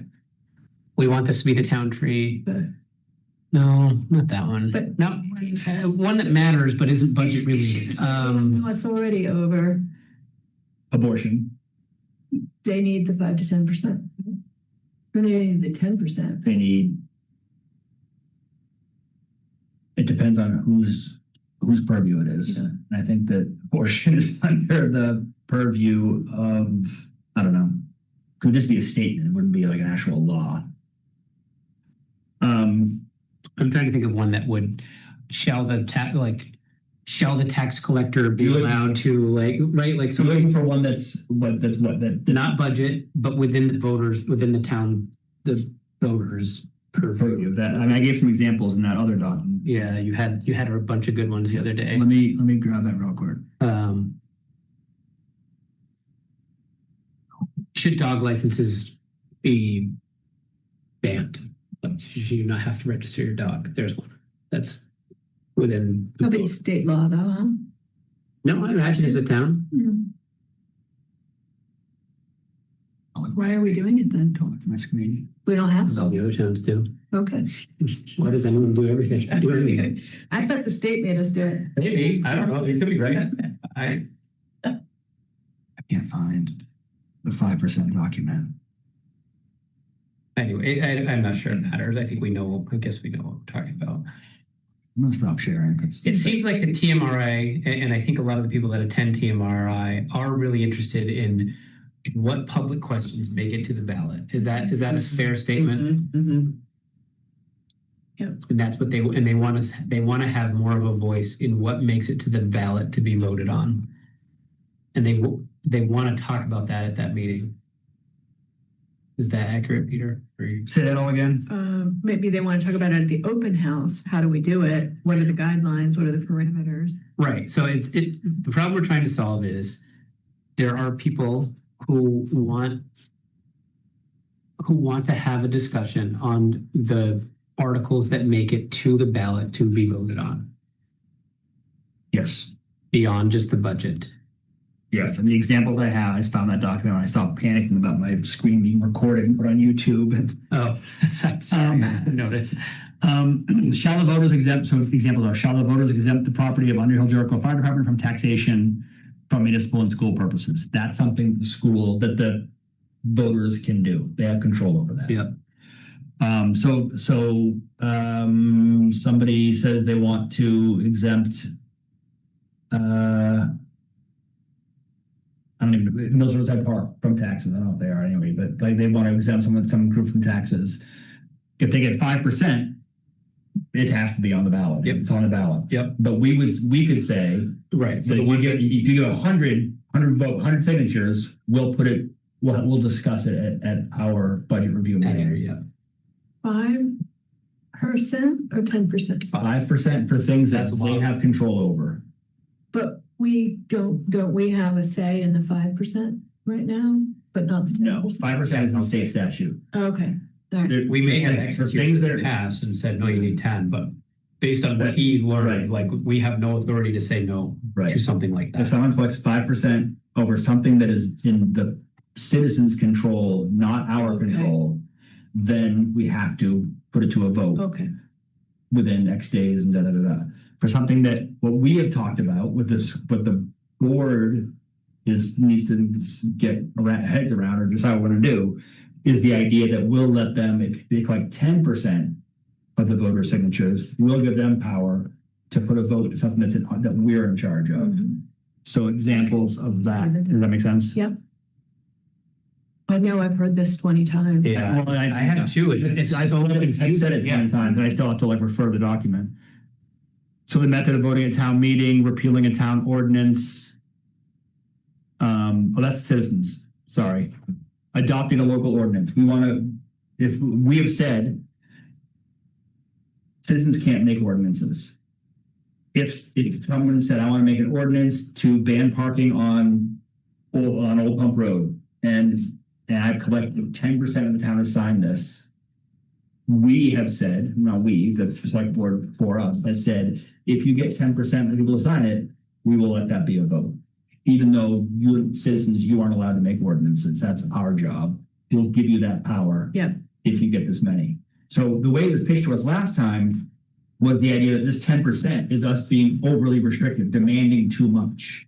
When really, When really it's us being more lenient than any other town. we'll say, we'll put that abortion thing on there. Right. You get 10%. Right, exactly. Even though we all disagree. Right. And- No, the abortion's not right because that's not, we don't have power over that. So like an unrelated town business, but in terms of the 5%, 10% relate only to town business, Oh, whether it's and who Oh, I see. who's in charge of it. right. Anyways, so we're way off topic. Yeah, I know. But we have to figure that out too. And the public question stuff relates to, it relates to all this. Yeah. So, and we should make a decision on which option. That's the question, right? I would love it if we made a decision of which one we like and had an explanation of why and could send that back to TMRI and sort of ask for their blessing. I feel neutral on option 1 and 2. Like they're both good options. I lost 1 and 2. I don't. One is keep things the way they are, and 2 is one long meeting with a break in the middle. Yeah. With lunch in the middle, or But not necessarily any longer than the option 1, right? well, I think Does option 2 necessarily have to be longer? it doesn't have to be. Well, I think that there'll be 2 distinct sections. Oh, yeah. And I think implicit is that, like, if you look at the additional comments at the bottom of that, it says it would be important to announce the start time of the public questions conversation so people can plan on it, so that people don't have to go, like Eric was saying, don't have to go to the budget part if they don't care about that. But I think maybe that becomes too hard, but I still like that option. Just like we're done the budget section. We got done in 2 hours. We were anticipating it being 3. We're early. We're going to take a 20-minute break and then we're going to go into public questions. I mean, it's still better than never getting to them. It's still better than, like, I get it that you'd like to be able to, as a citizen, say, I don't want to hear about budget. I only care about public questions and I want to log in right at noon. And I think maybe that's just not feasible. And so I think I don't have the thing in front of me, but I like the one with the Saturday meeting so that we don't feel rushed trying to go through the budget, which is going to be a long discussion this year. I think it's going to be longer, right? And I'll just add the caveat, I'm sort of always trying to think about when I bring this message back to them, the idea that we've only done this twice and we shouldn't be changing things up yet. And I'm not advocating them to say that was a message that I think we should be changing it after 2. We changed it after 1. We're going to change it after 2. And guess what? We'll probably change it after 3. We didn't change it after 1. We've changed some stuff. We ran the meeting better but had the same fall meeting, wasn't well attended, had the same January evening meeting, and then had the same, we moved from the NMU auditorium to the library, but that was all the same in terms of timing. And the first year we didn't even consider public questions, I don't think. I think the second one we tried to. We didn't get any either time. No, the first one we just ran out of time. We said it's going to end at this time, and the budget took up the whole thing. And then I don't even think it was considered. I could be wrong. We can go back and look, but I don't think we can. I think we did. We certainly did. I don't think we even. I think going into it, we didn't even. There was no discussion of public questions last time. I think the first time. Right.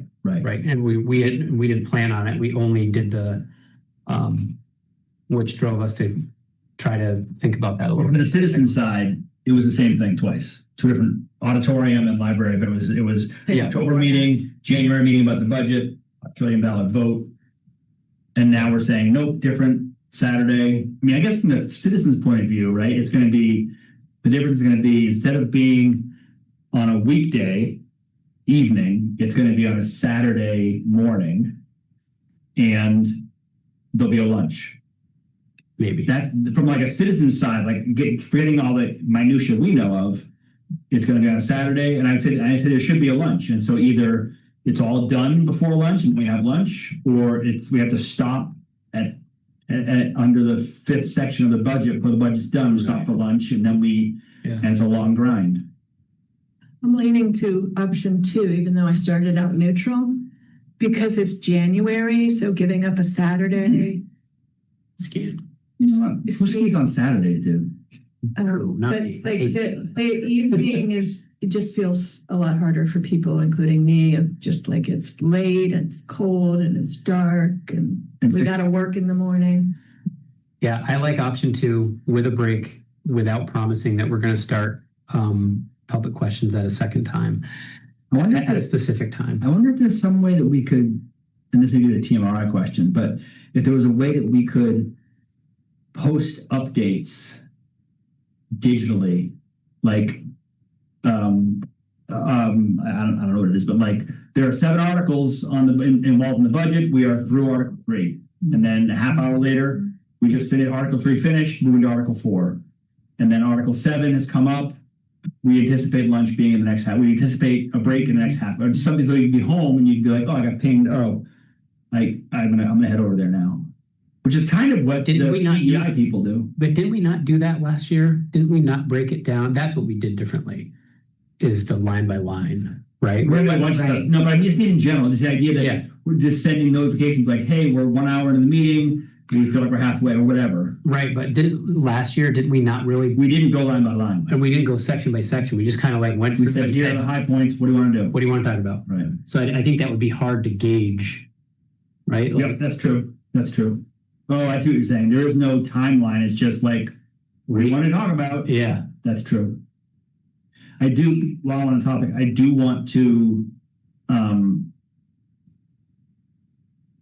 explain the budget, the entire budget better this year. Like I now understand the budget and how it works. And Yeah, me too. And we need to talk, I would like us to talk about how we represent the budget year comparison. I don't want to talk about it. I want to do what you did what you said after whatever you presented, like that next meeting after when you like, I like and you had like 4 pages and like, this was the blah, blah, blah, like whatever you did there, that has my vote. I don't really want to rethink it. And I say we roll with something just like what you did and we see how smooth it goes and then we tweak from there. Okay, great. That's my own vote. There's 3 other people to think about it, but we can vote right now and be done with it. that's true. Yeah. So much power. So it sounds like that's between the 3 of us, well, the two of you, I'm trying to stay neutral and just represent the TMRI thinking that you guys are feeling like the Saturday meeting, and we're going to try the Saturday meeting this year. And this is being recorded, right? So I can go back and kind of parse out the reasoning and the pluses and minuses we've talked about and bring that to the TMRI committee. So we're recommending option 2. Yep. Okay. With some of the caveats that we talked about, which I'll record those about the thinking about timing and all that. Yeah. I do think having a break in between would be good though, right? Go like. Yep. And that would be a time for maybe you eat or the tabling can happen. Yeah. The people, people can have their tables out. Oh, right. Yeah, tables can be out and that could be a time to kill time. And then, And are you picturing a lunch being offered by the town? Or food? Yeah, I don't know. I imagine there's got to be food. No one's going to show up without food, right? Food hub's a good idea. Yeah. It's up for they have PTSD from Dan's farm. Oh. But this is January, it's far away. But that they worked. When they were slammed. They were slammed and they worked so hard. Like it was way more than they were expecting. Oh Wow. In a good way. It was great. But like some things were like, oh, we didn't realize we had to do that. We have to do this humongous physical task beforehand to make it work. I don't want to say what it was, but like we didn't think that to do all that. Okay, we got to just do it now. Let's get it done. Like we're up all night doing this. Yeah, I can sympathize. Yeah. No. Okay, so I'll bring that back to the TMRI committee, and hopefully they'll say, okay, we don't love it, but it makes sense or whatever.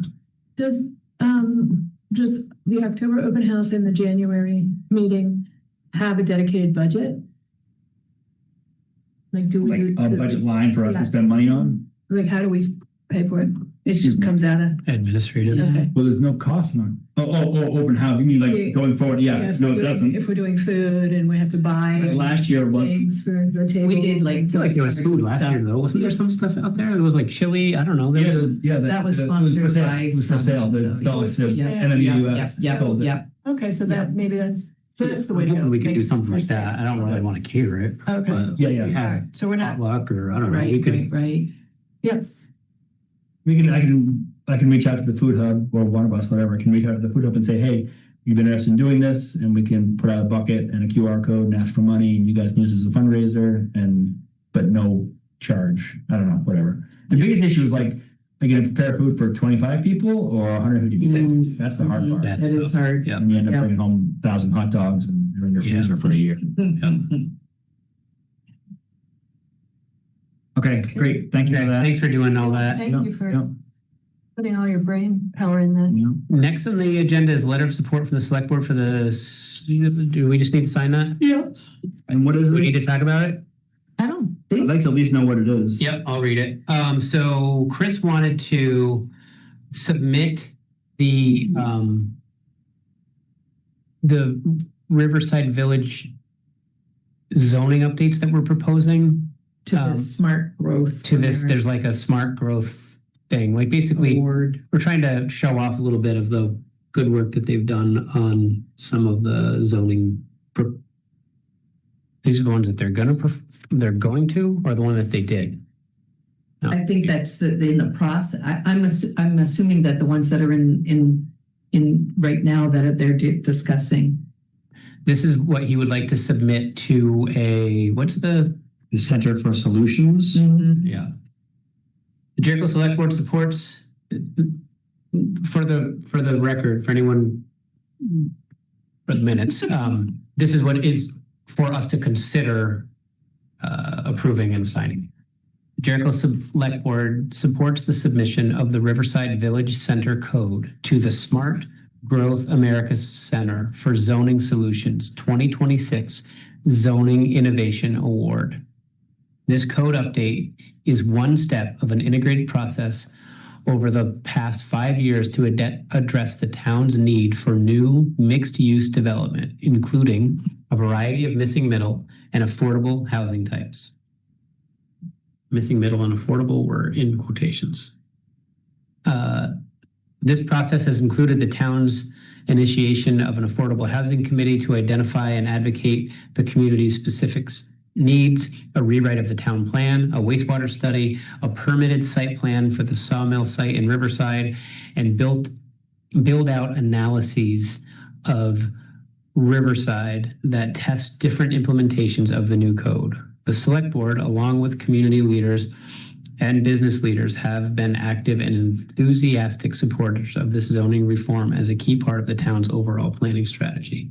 That is what is for us to consider signing.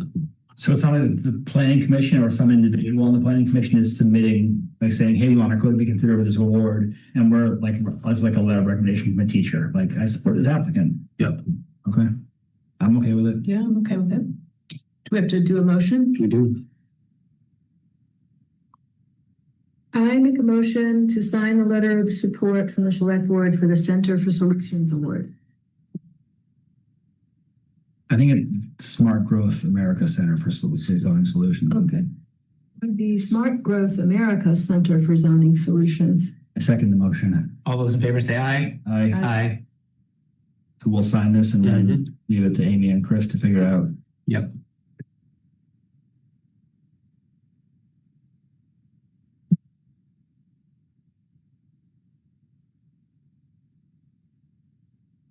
Want me to make a motion for the liquor license? Yes, I do. I make a motion to approve liquor license for Waterfront Yogurt and Sandwich for September 6th, 12th, 13th, 19th, 25th, and 26th of 2026. How did you do that so fast? Because it's on it. It's one of the Oh, I didn't know it was on there. Okay. I wouldn't. Yeah. Second the motion. all those in favor say aye. Aye. Before we get to updates, I'd like to take a minute to thank Paula Holstein for her service as town administrator. Luckily for Jericho, she's not leaving our staff, Thank you. but she's going back to her old position supporting the town administrator. We really appreciate Paula stepping into the role and dealing with all the things that come with running a town so efficiently. And for the last 4 months or so, doing the assistant town administrator job as well. We know she'll be instrumental in bringing the new TA up to speed, and we look forward to continuing to work with her. Thanks for all the work that you do, Paula. Thank you. Well done. Yes. Thank you. Yep. Thank you. Thank you so much. Thank you. We have a little bag of goodies. Oh, you You know what to go. You best Jericho tote bag. Baby Morse. She Grabbed one. She did. Oh, good for her. That's why it was in the closet. We should have coordinated. I should have coordinated Thank moving you. some of the bread into that Thank you so too. much, guys. This is great. Thank you so much, Paula. Thank you. Doing 2 jobs Means a for the lot. last 4 months. is- Thank you. And just, I'm so grateful that you're sticking around. yes. Yeah. Oh my God. Can you imagine? Thank I you. can't imagine. Yeah. Thank you. Thank you. I appreciate it.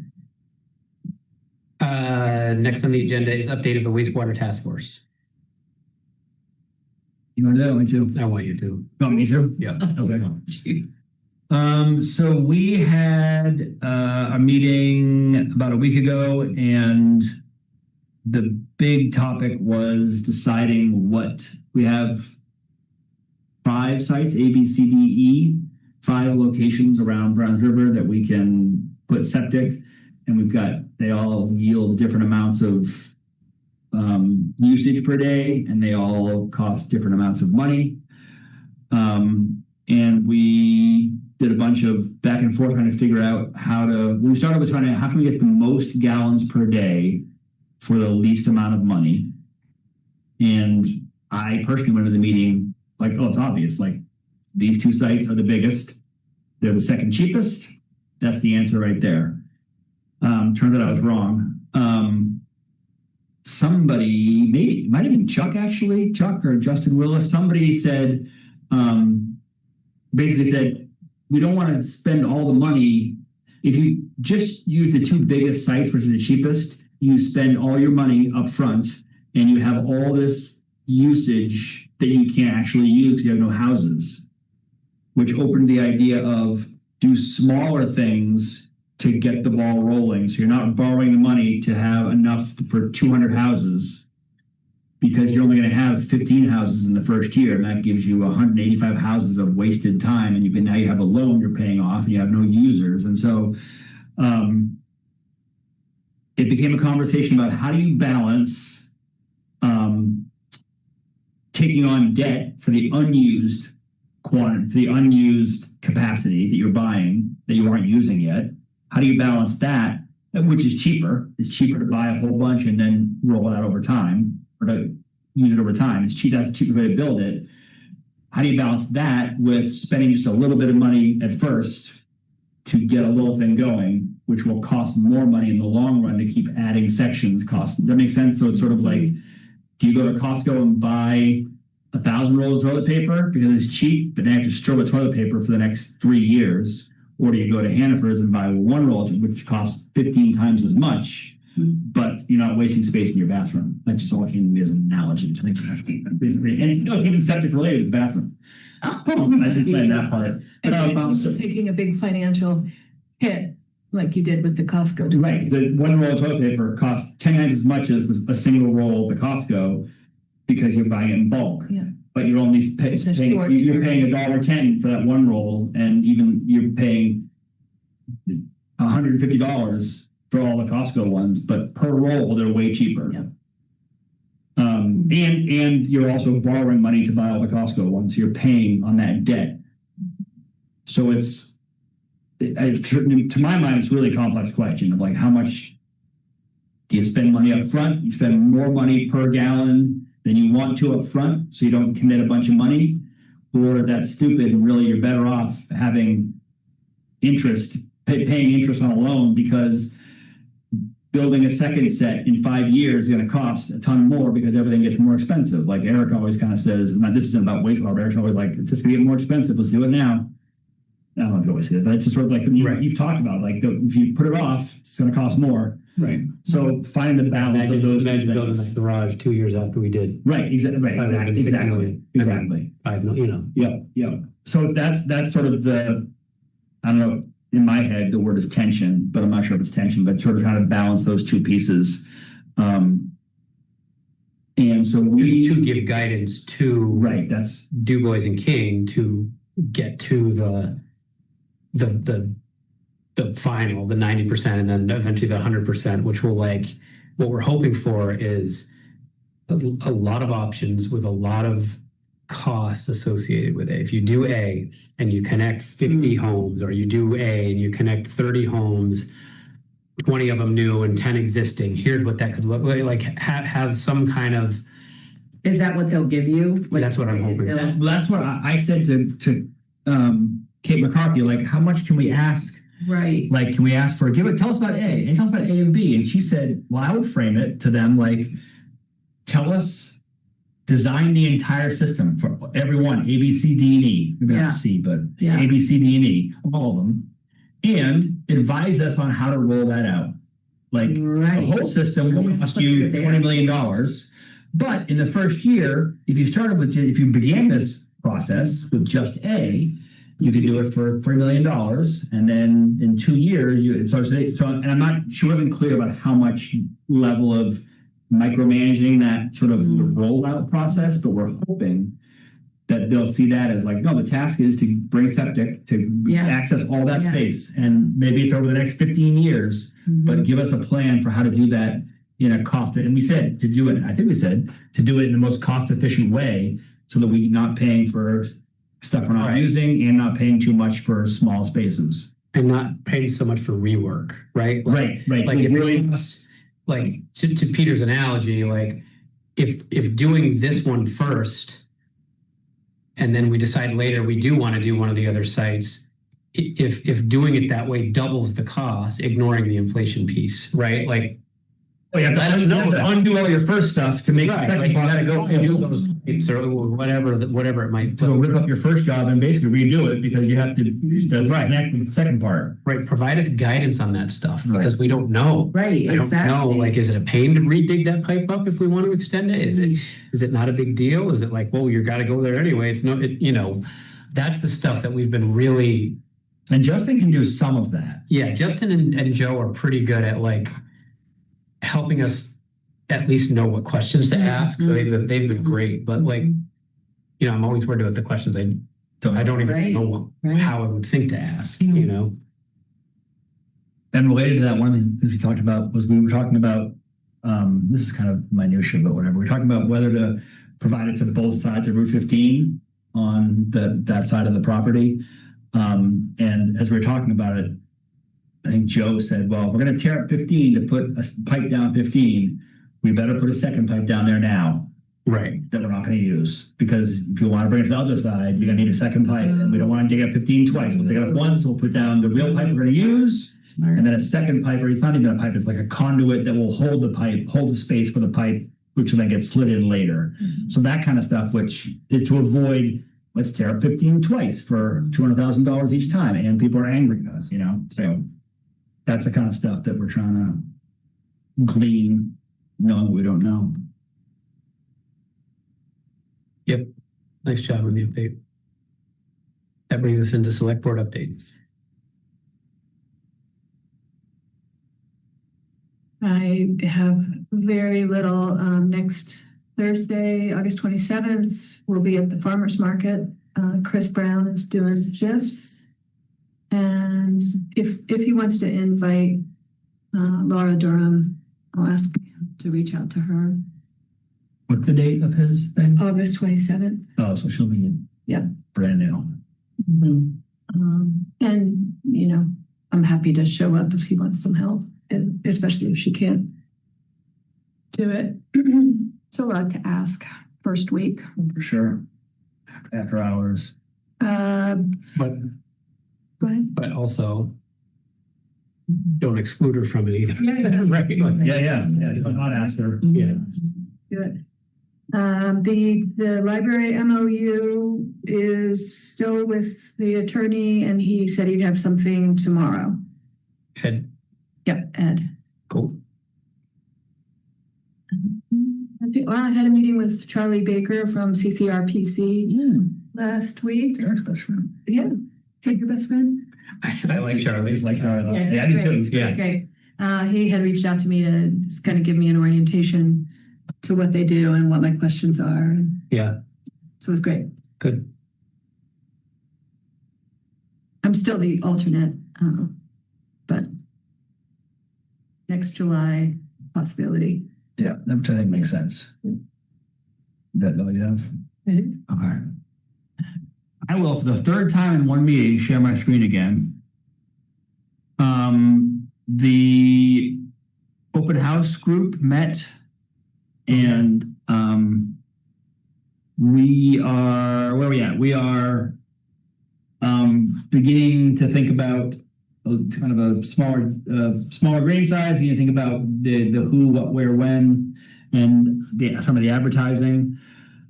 And the task before us right now is to decide on the groups that we're going to invite to be present at the open house. And the idea is groups that people will want to talk to. And I won't actually define it more than that for the moment. Well, I guess I will. We started with anybody who's funded by the town.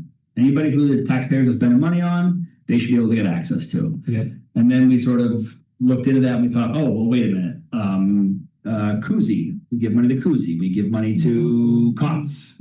We don't want every single Chittenden County organization to be there because that's just ridiculous. Right. You probably wouldn't want to anyway. We didn't want to even invite them because it would just, Right. it would just spin up out of control. So we changed it to any organization in town, any organization that we give money to that is part of our town. Mhm. So that's where you get into sort of the food hub, Yep. which is not which is not part of the town governance, but we give them money and we'd like them to be there. And that's sort of a general thing. Like, I think that actually, do we give Deborah, we don't give Deborah Ross. We do. We do. We do? We give them money. For what? Even part of our budget. Yeah, it's part of our budget. They request. Well, that's No. I see what you're saying. We give them, we hand them the check. Right, they tell us what they. You can't, they're asking us for money. They just say, hey, I see what this is you're how we saying. need to send us. Right, exactly. But that's like the fire department. Exactly. Yeah. So that's, and the fire department, even, and both of those are also Underhill partly as well. So this is those we came up with, was the select board, the road crew. Town staff was kind of a generic. We weren't really sure. First of all, there was a question of like, can we even ask town staff to be there? It's a Saturday, and what's their availability? And obviously we pay them, but and who would we want there from town staff to answer questions? Bike ped committee, affordable housing committee, conservation commission, DEI, mobs farm, planning commission, energy task force, and so that's sort of the committee people. And then Food Hub, TMRI, Wastewater Task Force, JCDC, Library, Fire Department, and Rescue. So those are the things we came up with. The vision is that there'll be tables sort of the way there always are, where it's like that up and down the hallway, and maybe in the library where people can meander and chit chat. And we're hoping to have 2 people at each table so that if Laura and I are there for the select board, I can get up and walk around and visit other people, and Laura can be at our table, and then I can be there and Laura can move around to kind of explicitly make it space for silos to people to move between silos in town governance. And then the other piece was the idea that in a separate room, completely optional, that groups have a chance to do a presentation, like a 10-minute presentation about whatever the thing is that they're working on. And then people who are interested, now we make an announcement like, oh, in 5 minutes, the planning commission will be in this room talking about the planning commission, the changes they proposed or whatever. If they have a schedule and they come in, at the table, like, this is happening at this time. Yes, yep. Yes. I guess it wouldn't be an announcement, but yes, but there would be a schedule up front. And then people could know. Conference. People could say, I don't care about anything except for the 10:30 presentation. I'm going to show up for that. What about the development review board? Is that on there? PRB? It was not. And the idea with this was that each table would have sort of, here's who we are, a little bit of kind of here's who we are, but even more like, here's the big question we're thinking about. And so we'd love your thoughts on this topic that we're thinking about. So for example, like this is just an example, like we might have said, oh, we want your thinking on when to have the budget review meeting. Should it be on the weekday? Should it be on a weekend? Should it be a meeting or 2 meetings? Sort of a question to engage people beyond like, yeah, we're sitting here, you have any questions for us? But like sort of saying, here's what we're working on right now. We'd love your input. So I'm not sure if DRB would fit that because they're like a judicial, I think the only thing they would have to do would be, do you have questions for how we work? But I could put it on the list. I see what you're saying. But Yeah, I guess I wouldn't put them on what there. questions would they? Right, yeah. Are there thoughts for other groups or issues with any groups that are up there, or thoughts for any groups that you think should be there?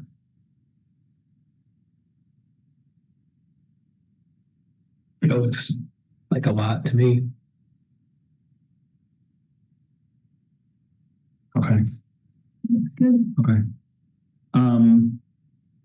So the next step is that I will reach out to all these groups and sort of give them essentially like a save the date, not details of what they have to do or how it's going to, a very general, here's what it's going to be, here's how it's going to work. And then in a couple of weeks, maybe send them like, hey, here's what we're hoping you can do at your table, and frame them like, have a question, maybe have some food if you want, or just sort of like some guidance around how to make it the most sort of useful to citizens and inviting to citizens. So I will probably tomorrow now put out a note to all of these organizations inviting them to think about, to set aside October 17th, 10, is it 10 to noon? Sounds right. Yeah, 10 Yeah. to noon, I think, yeah. So I do have a question. Yep. So some of the burning questions that people come here for to our meetings is traffic calming, safety around cars and bikes and pedestrians. The guy that's worried about e-bikes and e-motos on the sidewalk. Which of these groups would they come to for that question? That seems to be what's on people's minds a lot. They go to that top group. The select board? Yeah. Like we're the traffic calming people and the. Yeah. Yeah. When you started talking, what I was thinking about was something we knocked around in the meetings, and I don't know if we just forgot about it or if we decided to take it out, was sort of how do I make things happen in my town? How do I make a petition? How do I how do I engage? I guess it's really just how do I get a public question on the ballot as like a table,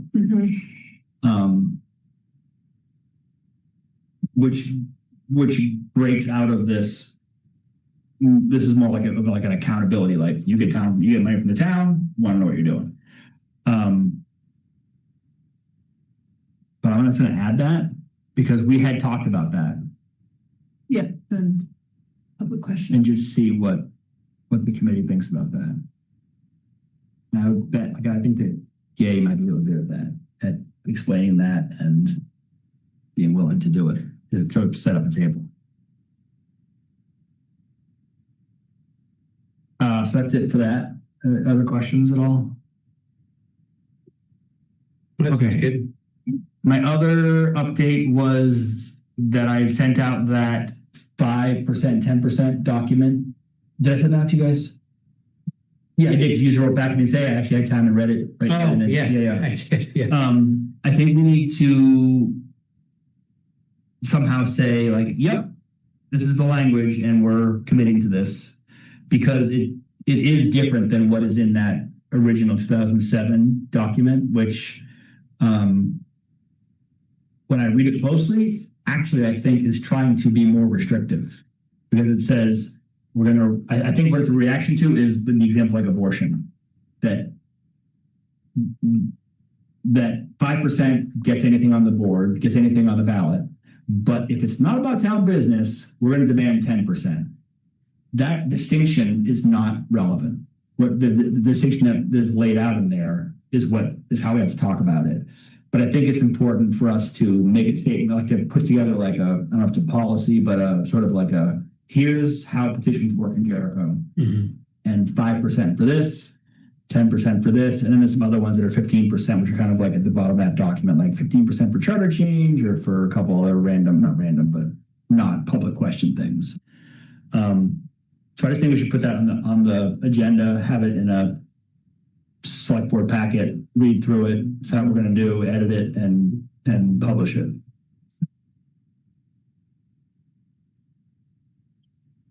And then my last update is that I have been talking with Jessica about being not interim, but seasonal assistant town clerk, because she needs someone basically for the election season. So from now until November 3rd or whatever it is. And I've actually been interested in being the town clerk. I think that's a cool job that I might enjoy. And so I was talking to her about that. She said, why don't you try being the assistant now the election day? And you can get in there and see how it all works and And so I checked to make sure it's legal for like select board member. I'd be like kind of working for myself. And it is legal. But I want to let you guys know that I was thinking about that. And folks know I was thinking about that. And that's it. I like the idea of being Peter's boss. No, you're getting that .gov email address. I've already asked for one.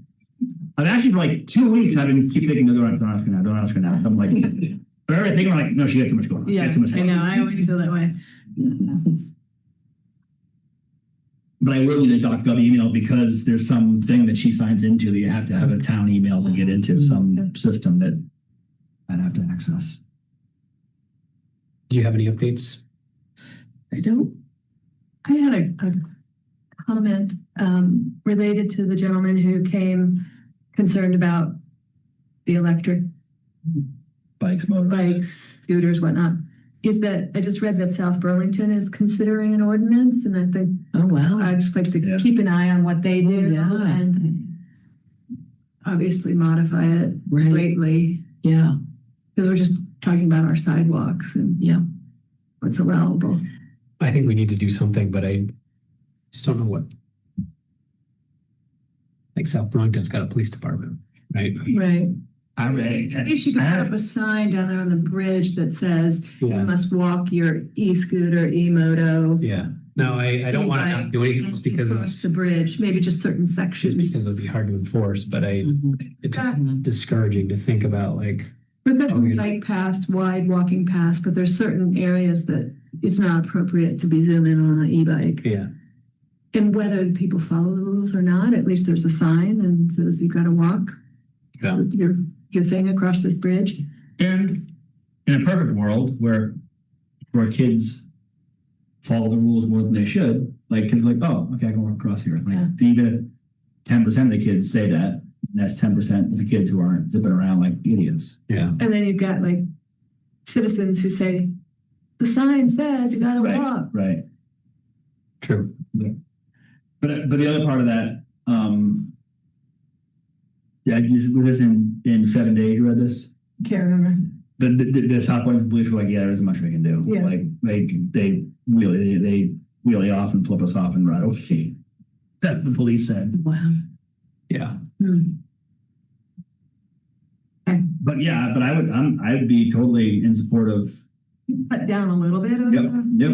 on the nuisance or the lack of. and just to make a statement, like just to say like, you can't be doing this here. Just, not we're going to arrest you. We're going to give you a ticket, but we're saying you can't do that.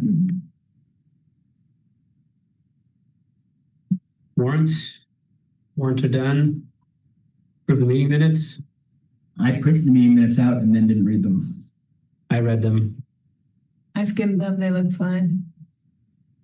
I think Peter was good about making a comment about this before. But I think it's worth calling out that these minutes are very well done. So nice job done.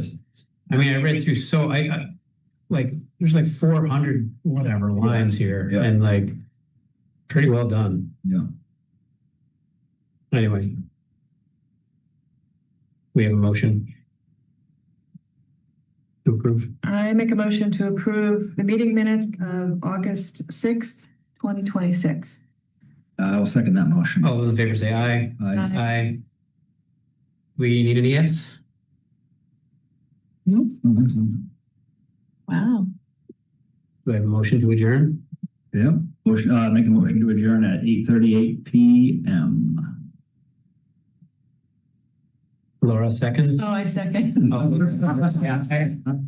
Checked out. Good night, everyone.